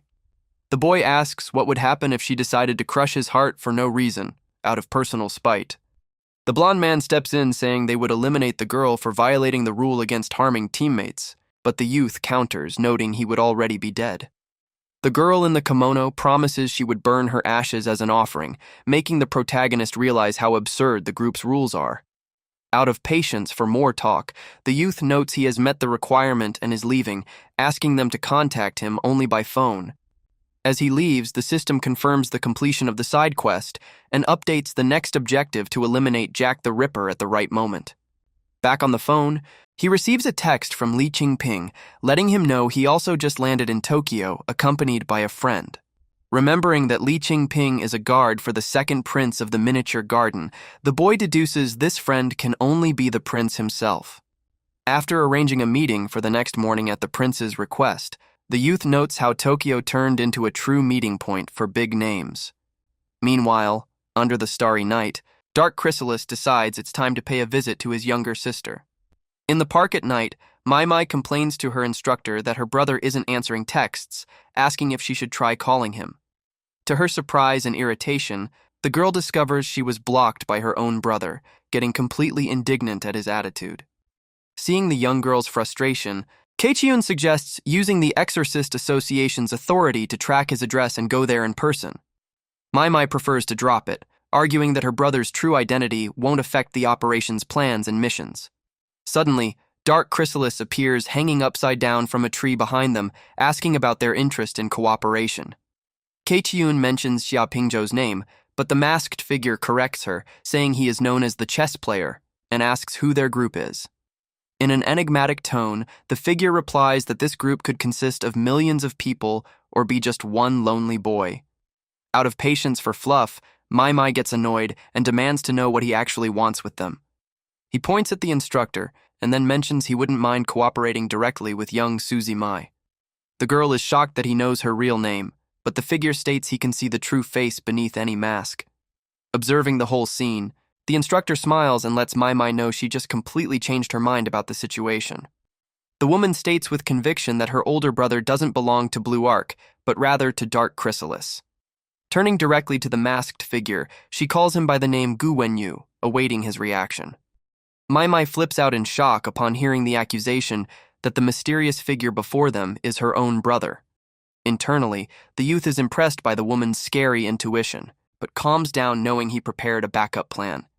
Suddenly, a silly, childish ringtone melody starts playing in the middle of the tense mood. Mai looks at the screen and lets them know her brother is calling at that exact moment, receiving permission to answer the call privately. Before stepping away, the young girl tells the masked figure not to run off, and he replies in a mocking, obedient tone. Minutes later, she returns revealing that her brother agreed to meet with them in person the following afternoon. Since she didn't take her eyes off Dark Chrysalis during the call, the instructor concludes she guessed wrong and apologizes for the misunderstanding. The youth thinks relieved for having recorded several voice messages in advance to trick the woman and maintain his cover. Next, he sets his conditions, asking for information on traffic light in exchange for intel on the White Crow Brigade. The instructor agrees to deal, but imposes as a prerequisite that he answer a single question with total sincerity. Looking him straight in the eyes, she asks directly if Gu Wenyu is the true mastermind behind Blue Ark. The girl stands completely perplexed at the revelation, while the masked figure remains in absolute silence. The youth begins clapping mockingly, praising the woman's intuition and confirming that Mai's brother is indeed Blue Ark. Lighting a cigarette, Keiichiyun confesses surprise at discovering the truth so fast and asks if he doesn't feel guilty for betraying an ally. He argues that they are trustworthy people and that he would only consider it a real betrayal if he revealed that info to brigade members. Wrapped in a dark aura, he advises that they try contact through her brother if they need him in the future. With a formal farewell, the masked figure dissolves into the shadows and vanishes from the park. Keiichiyun takes a drag from her cigarette and mutters to herself how interesting she finds that situation. Right after, she notices the peculiar state of the young girl beside her and finds her reaction strange. Mai's gaze stays completely frozen and traumatized, making the instructor think the girl has lost her mind for good.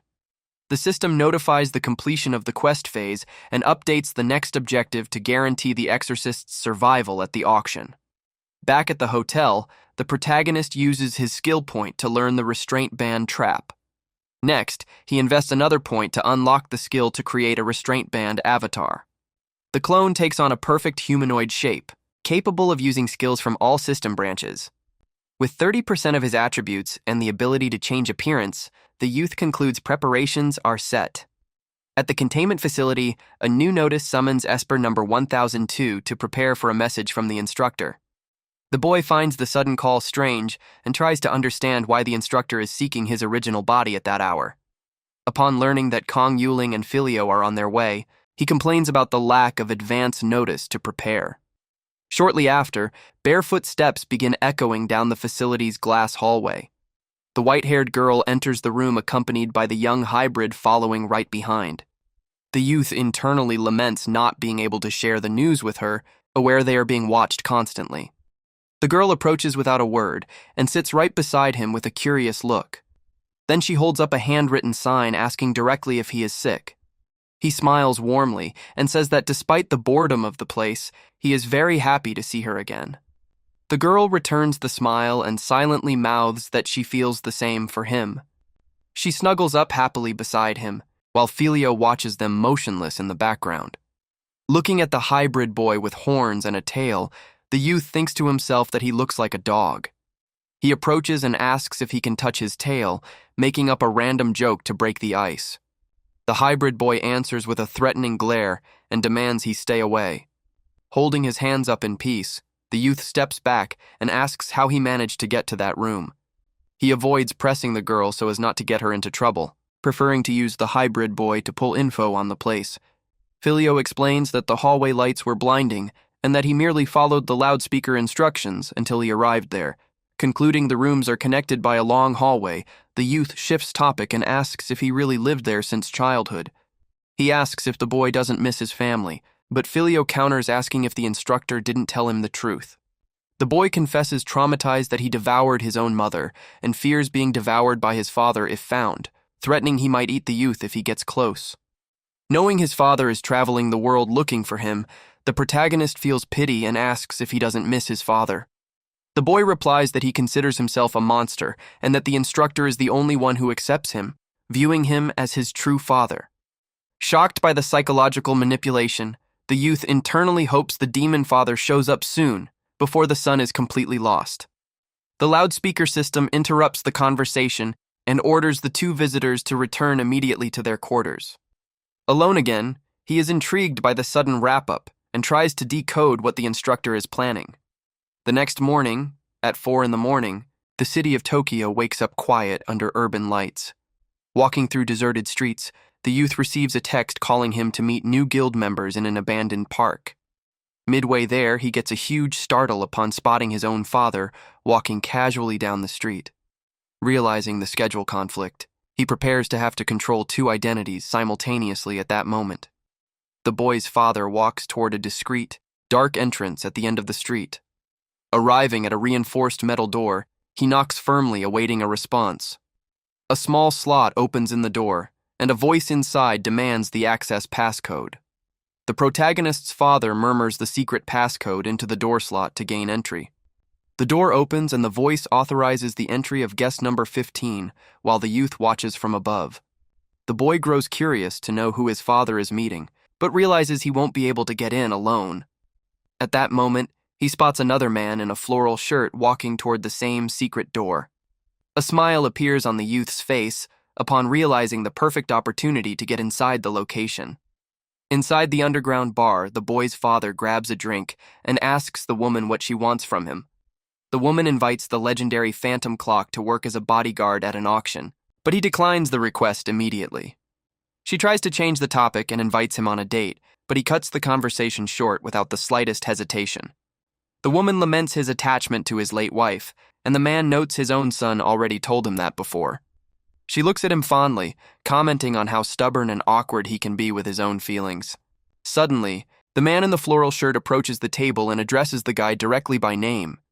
Without beating around the bush, the stranger hands over a small audio recorder onto the table, saying it's a message from someone else. The boy's father stares at the guy with a suspicious look and demands to know who he is. The man merely smiles and notes that the recording's content will answer all his questions.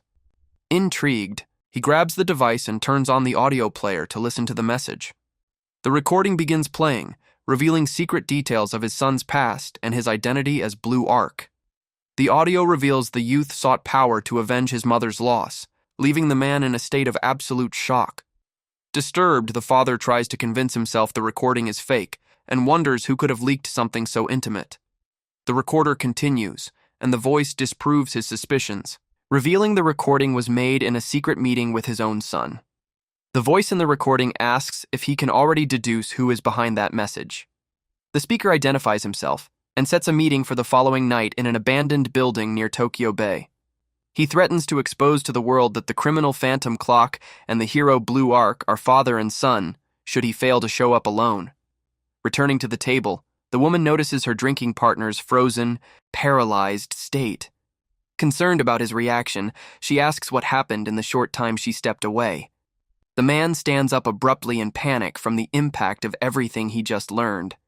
Desperate, he mutters to himself that it's impossible to accept such a painful truth. He remembers all the brutal battles against Blue Arc, realizing in horror that he was beating and injuring his own son the whole time. Trying to play it off, he lets the woman know an unauthorized person managed to infiltrate the place. He asks her to investigate the floral shirt guy's identity immediately and leaves the bar.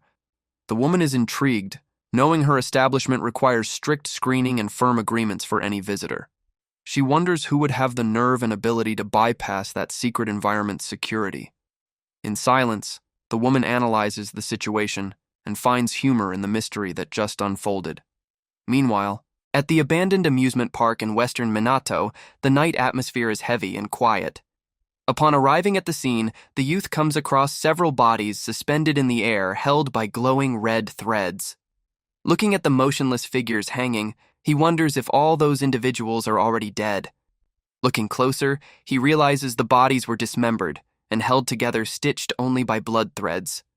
He notes the victims remain alive and breathing, but stay paralyzed in the air, enduring agonizing pain.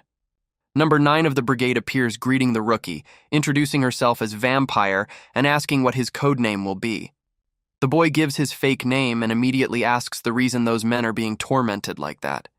She reveals with indifference that the victims are elite bodyguards from a powerful family she captured just for fun.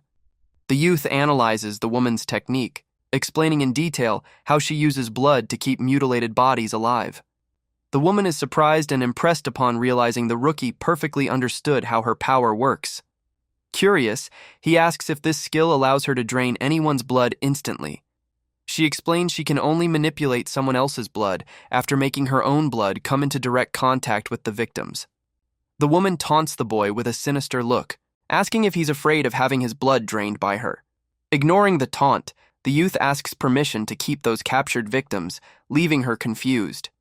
He makes up an excuse about his talent, secretly planning to use those 9 eliminations to evolve his second identity system.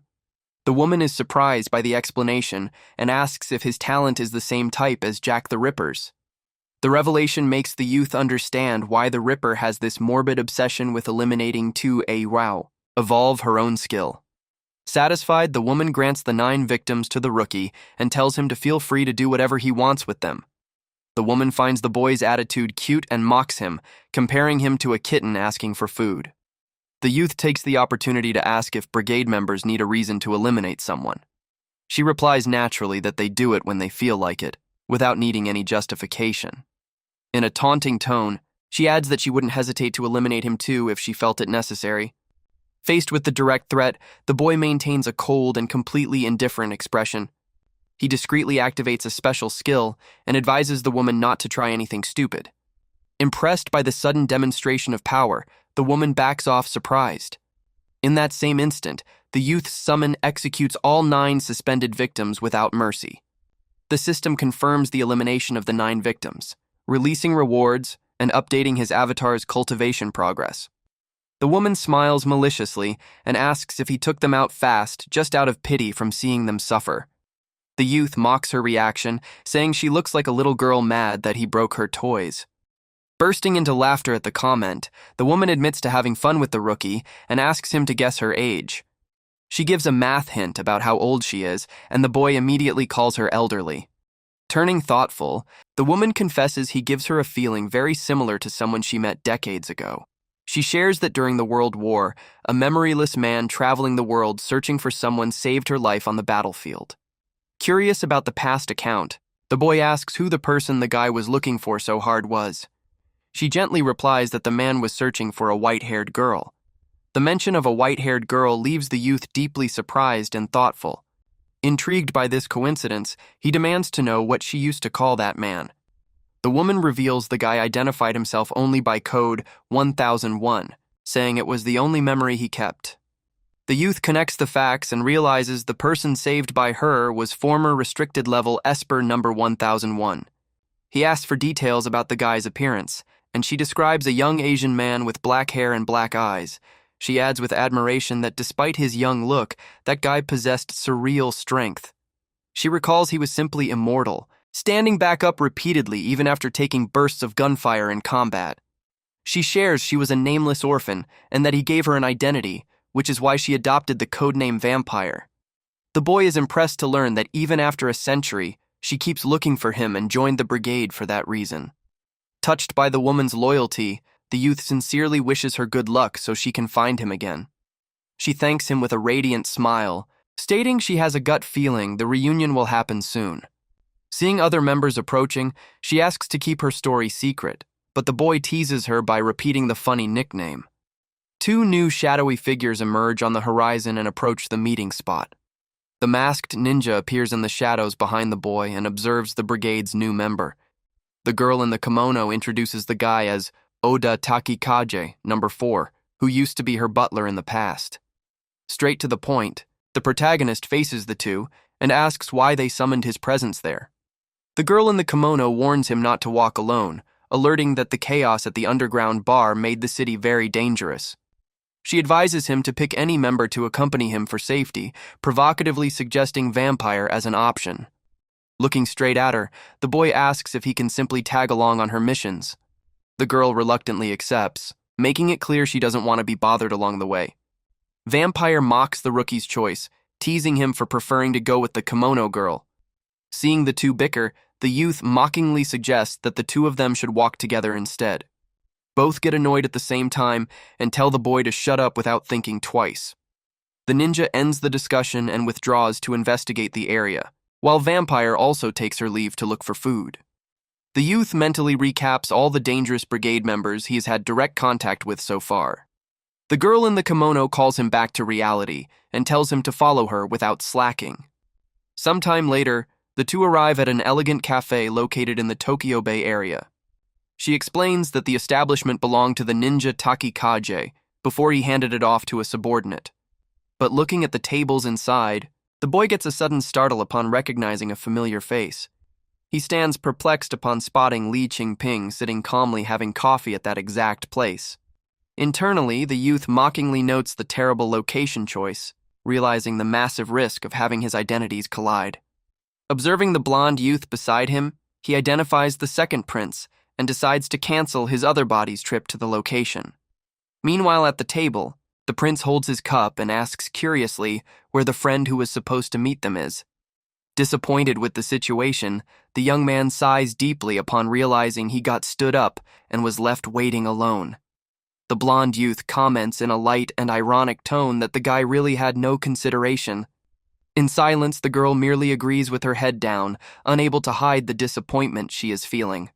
Watching the scene from the side, our protagonist reinforces the comment, agreeing the attitude was unforgivable. Curious about the group's hierarchy, he asks the masked ninja who really calls the shots when it comes to important orders. Directly and professionally, the masked man explains that his normal priority is always to carry out the commander's orders. However, he makes it clear that if the young lady's life is at risk, he will ignore any command to protect her. The young man then asks what this commander's personality is like, but receives only a mysterious answer to see for himself. The ninja completes the explanation, defining the leader as a terrifying figure, but extremely worthy of respect. Tasting the tea and finding the taste too bitter, he reflects that only someone like that could gather so many monsters under one roof. Curious about next steps, the youth asks when the other 3 members and the commander will finally arrive in the city.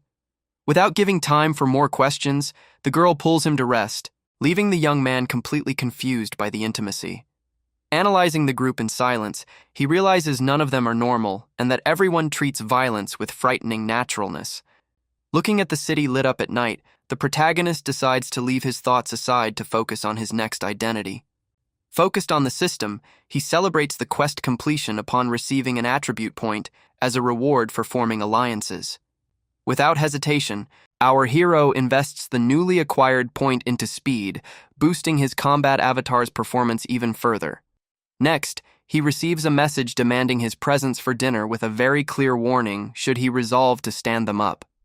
Planning every detail, he realizes that night is perfect to throw off suspicions and make two identities appear together. He browses the forum looking for news or interesting events in the city to put his plan into action. A news story about police pursuing a superpowered criminal immediately catches his attention on his phone screen. Choosing his perfect target, the youth smiles confidently, determined to make the entire country pay attention to him that night. He decides to send his avatar to the meeting, confident that no one will be able to spot the trick he is using. As the city shines under the nightlights, our protagonist prepares to launch his true mission. At the meeting spot set on the street, the green-haired girl patiently awaits the young man's arrival. The young man arrives with a casual attitude, joking that he came just to enjoy the free meal. Seeing two unfamiliar people beside her, the young man asks curiously who those companions are. The woman introduces the tall guy with striking looks as a trusted friend. Without fluff, the girl approaches and asks the direct question that catches our protagonist completely by surprise. He plays it off with nervous laughter, mocking the idea and making up 1,000 absurd reasons why he would never be that person. But the girl doesn't yield to the playful tone and demands a truly serious answer on the matter. Trying to shift the subject, he touches her forehead to see if she has a fever, but she suddenly reveals she is an exorcist. Internally in shock at the direct revelation, he keeps pretending ignorance as if he didn't even know what that term means. The girl explains she understands the dangers of hiding the truth from family and states she already knows absolutely everything. Pressing him against the wall, she repeats the decisive question wanting final confirmation. Maintaining his act flawlessly, the youth jokes asking if she lost a bet to be making up those crazy theories. He comically begs to be allowed to eat in peace without going through that meaningless interrogation. The blonde woman lights a cigarette and ends the discussion, calling everyone to go eat once and for all. Meanwhile, the television broadcasts an urgent alert revealing the appearance of a dangerous criminal at Tokyo Tower. At the top of the building, the villain holds a terrified hostage while demanding that no one approach him. Cornered by the predicament, the desperate criminal demands the pursuit against him be stopped immediately. The warrior wielding her katana takes her stance at the scene, facing the villain head-on without backing down. Cold and calculating, she warns the guy that taking the hostage's life will only eliminate any chance of escape. She asks him to think carefully about the consequences, leaving psychological pressure in the air. Suddenly, a dark presence emerges right behind the criminal, interrupting negotiations unexpectedly. Following the real-time broadcast, the group instantly recognizes the arrival of their mysterious ally. The warrior stands in shock, seeing the figure appear out of nowhere right in the middle of the critical situation. The villain panics upon being restrained by shadows and demands to know who the masked figure who caught him by surprise is.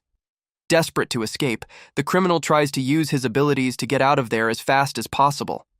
The system activates, completely nullifying the target's powers while the guy screams without understanding the failure. Our hero smirks under his mask, mocking the defeated villain with a well-aimed joke. With the villain shouting in frustration, the taunt echoes in the air, mocking even the guy's lack of hair while his power is completely neutralized. Wasting no time, our protagonist guides his ally to take the injured hostage quickly to the hospital before she loses too much blood. As they observe the scene, the duo tries to figure out what happened, concluding that the restraint bands used carry the ability to nullify superpowers. Atop a large metal structure at the top of the city, the youth pretends to be a hungry creature with an insatiable appetite for iron. While making a quick drawing in the sketchbook, he jokes saying that when this creature feels hungry, it can devour even the famous Tokyo Tower. Proud of the drawing, he decides to leave the artwork at the location, demanding they put up a sign expressly forbidding entry to dogs and the legendary Blue Ark. Following the antics through the broadcast, the green-haired girl comments on how much that provocation would annoy anyone, impressed by the boy's nerve. She watches everything closely in silence, trying to process how far those crazy antics can go. Shortly after, night advances over the city's busy, illuminated streets. Hanging upside down from a tree branch, the young man answers the phone and calmly identifies himself to the person on the other end. But the call lasts very little time, as the man simply hangs up on him without offering major explanations. In another location, the black-haired guy stares at the phone call with an extremely serious and reserved demeanor. He questions point-blank the reason for the contact, asking if he called to pass along important info or just to show off after grabbing the whole country's attention. The youth replies that he actually has a suggestion, advising him to head immediately to the Tokyo Exorcist Association to meet someone unexpected. Meanwhile, the blonde woman answers an important call and quickly confirms the instructions sent. She reveals to her partner that the association informed them about Blue Ark's presence at the site, asking if they want to head there to meet him. After finishing eating, the young man says a cheerful goodbye, mentioning he has no time for games and is heading back first. Suspicious of the whole situation, the two conclude the story that Blue Ark might be her older brother is nothing more than a bad joke. Adjusting her hat stylishly, she calls the girl so they can move forward together. They make the decision to go in person to the branch building to clear up this story and see the real Blue Ark up close. The president of the Exorcist Association lets out an exaggerated laugh as he explains that Blue Ark has already left and will only return the next day with the whole team gathered. Outraged by the answer, Mai loses her temper completely with the old guy and screams, demanding to know where the guy is hiding. While the old man finds the girl's energy amusing, her companion steps in and suggests they head back to rest and wait until the next day. Day breaks, bringing a new perspective over the city's commercial buildings. Alone in the room, the young man finds it strange that his instructor didn't show up the night before, since she had promised to talk about his parents. Not wanting to waste time dwelling on it, he resolves to prepare for the crucial commitment he has that same night with Ghost Clock. In an abandoned building in Tokyo Bay, a heavy storm with lightning and thunder illuminates the gloomy setting. Holding a self-help book, he reflects that before a ruthless opponent like the Phantom God, any exaggerated disguise would only annoy the enemy rather than intimidate him. At that moment, the young man turns to greet the dark figure in a hat and overcoat that just appeared behind his back. In a sarcastic tone, the youth calls him by his new title, mocking the man's punctuality as if moved by the reunion. Out of patience for sarcasm, the man stares at the boy and demands to know immediately how he managed to uncover all that confidential info. The guy's gaze turns visibly threatening as he commands the youth to stop playing dumb. In a playful tone, the boy pretends to get the message and begins provoking the man, talking openly about his secret relationships. Before he can finish the sarcastic phrase about his late wife, a lightning strike cuts through the air that very second. In the blink of an eye, the man pins the youth against the structure with absurd force without giving the slightest chance to react. Impacted by the opponent's scary speed, the young man can barely track the movements in time. Choked by the crushing pressure, he tries to resist while the enemy's dark aura envelops him completely. The man stares down at him with a cold, relentless glare, demonstrating absolute physical dominance in the battle. Analyzing the fight quickly, the youth realizes the level gap is huge, allowing his rival to overpower him with raw strength and speed alone. The man reinforces the question intimidatingly, wanting to understand why that boy knows so much about his life and the people around him. Even bleeding and on the verge of being crushed, the boy smirks and exposes the anger and frustration bottled up in his opponent's chest. He throws in the man's face the cowardice of abandoning his own children for 2 years, only to try pretending regret now. Raising his voice, the young man reveals that young Gu Chie is being used as a chess piece by the authorities, who investigated his entire past. He exposes that they exploited the boy's obsession to manipulate him, making him walk straight into a trap believing he will find the truth about his mother.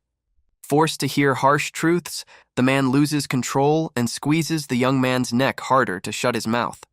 Showing no fear, the youth keeps mocking, stating his son will be discarded just like they did with his wife 5 years ago. He directly accuses the absent father of being solely to blame for this tragedy, repeating the same past mistakes out of pure negligence. The boy reminds him that if he had returned just once, he would have prevented his oldest son from carrying the full burden alone under constant danger. He highlights the boy's desperate effort to seek the truth for a weak, neglectful father who preferred to walk away.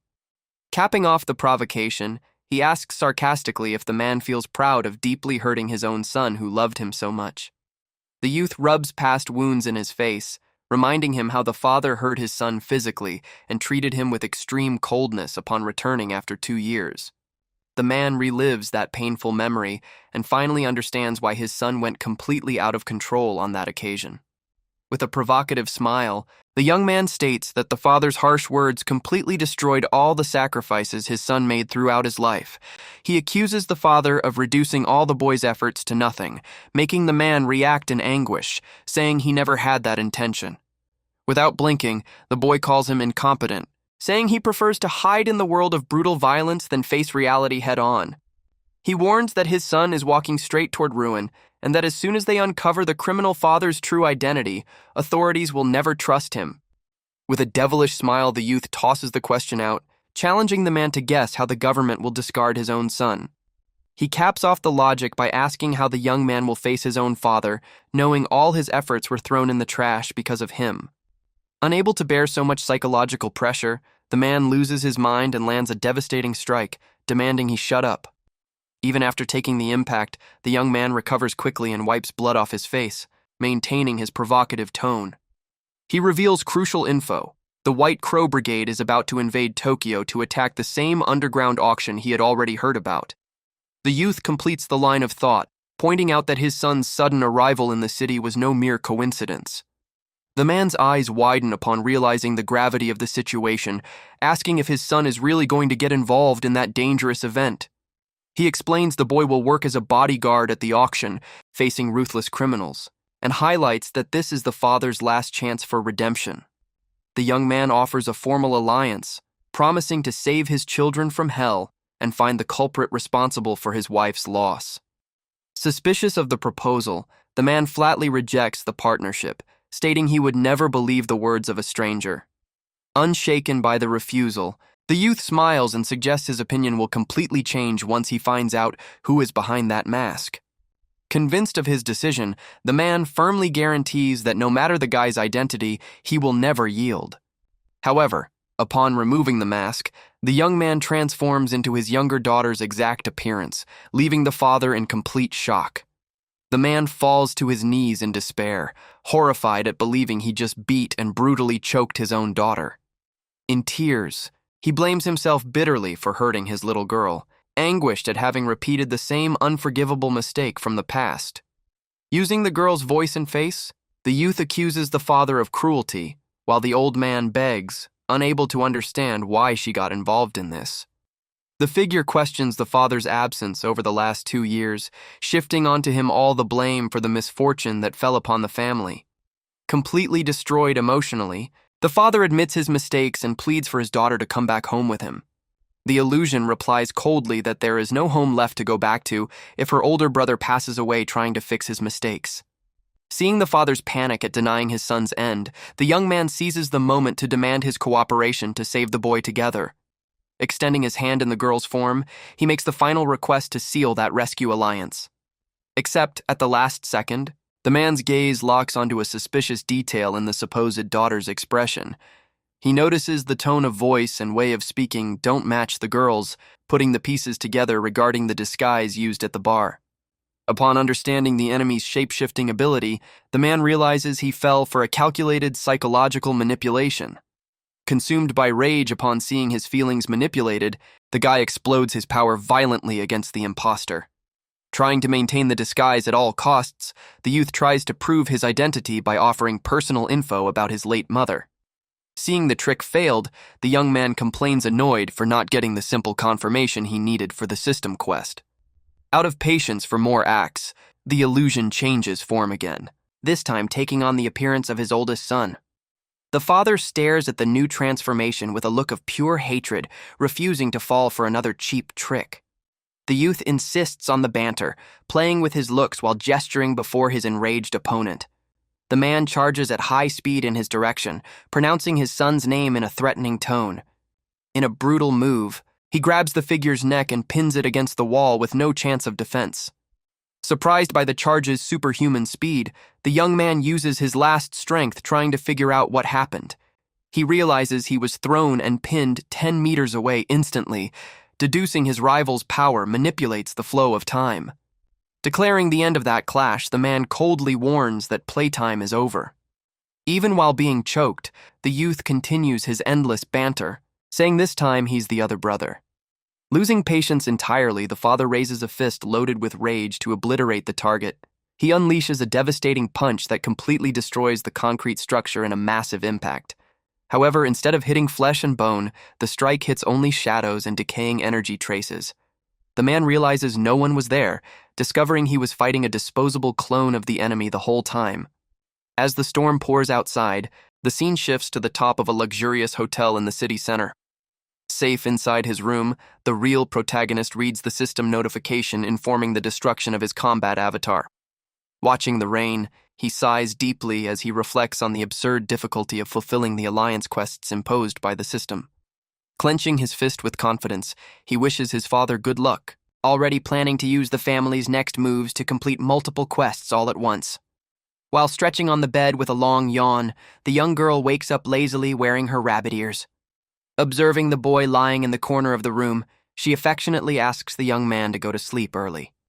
Awake under the covers, the youth mentally questions if the girl thinks she is raising a pet cat. Shortly after, he receives a notice informing him that his instructor's visit is about to happen and that he should get ready. The instructor with glasses and a glass in hand takes a sip and asks how he felt after meeting Filio. Sleepy and lacking patience for fluff, the young man demands he state what he wants before he goes back to sleep. Placing the glass on the table, the man recalls the promise he made to reveal the truth about his parents. Showing a mysterious photograph, the instructor gets straight to the point and reveals that his parents are still alive. The youth examines the blurry image with suspicion, asking what can be identified in such a poor record. The man explains the photo was taken in Arabia 3 years ago, when his parents were spotted wandering there. Intrigued, the boy finds it strange the investigation started 3 years ago, given the prophecy about him was recent.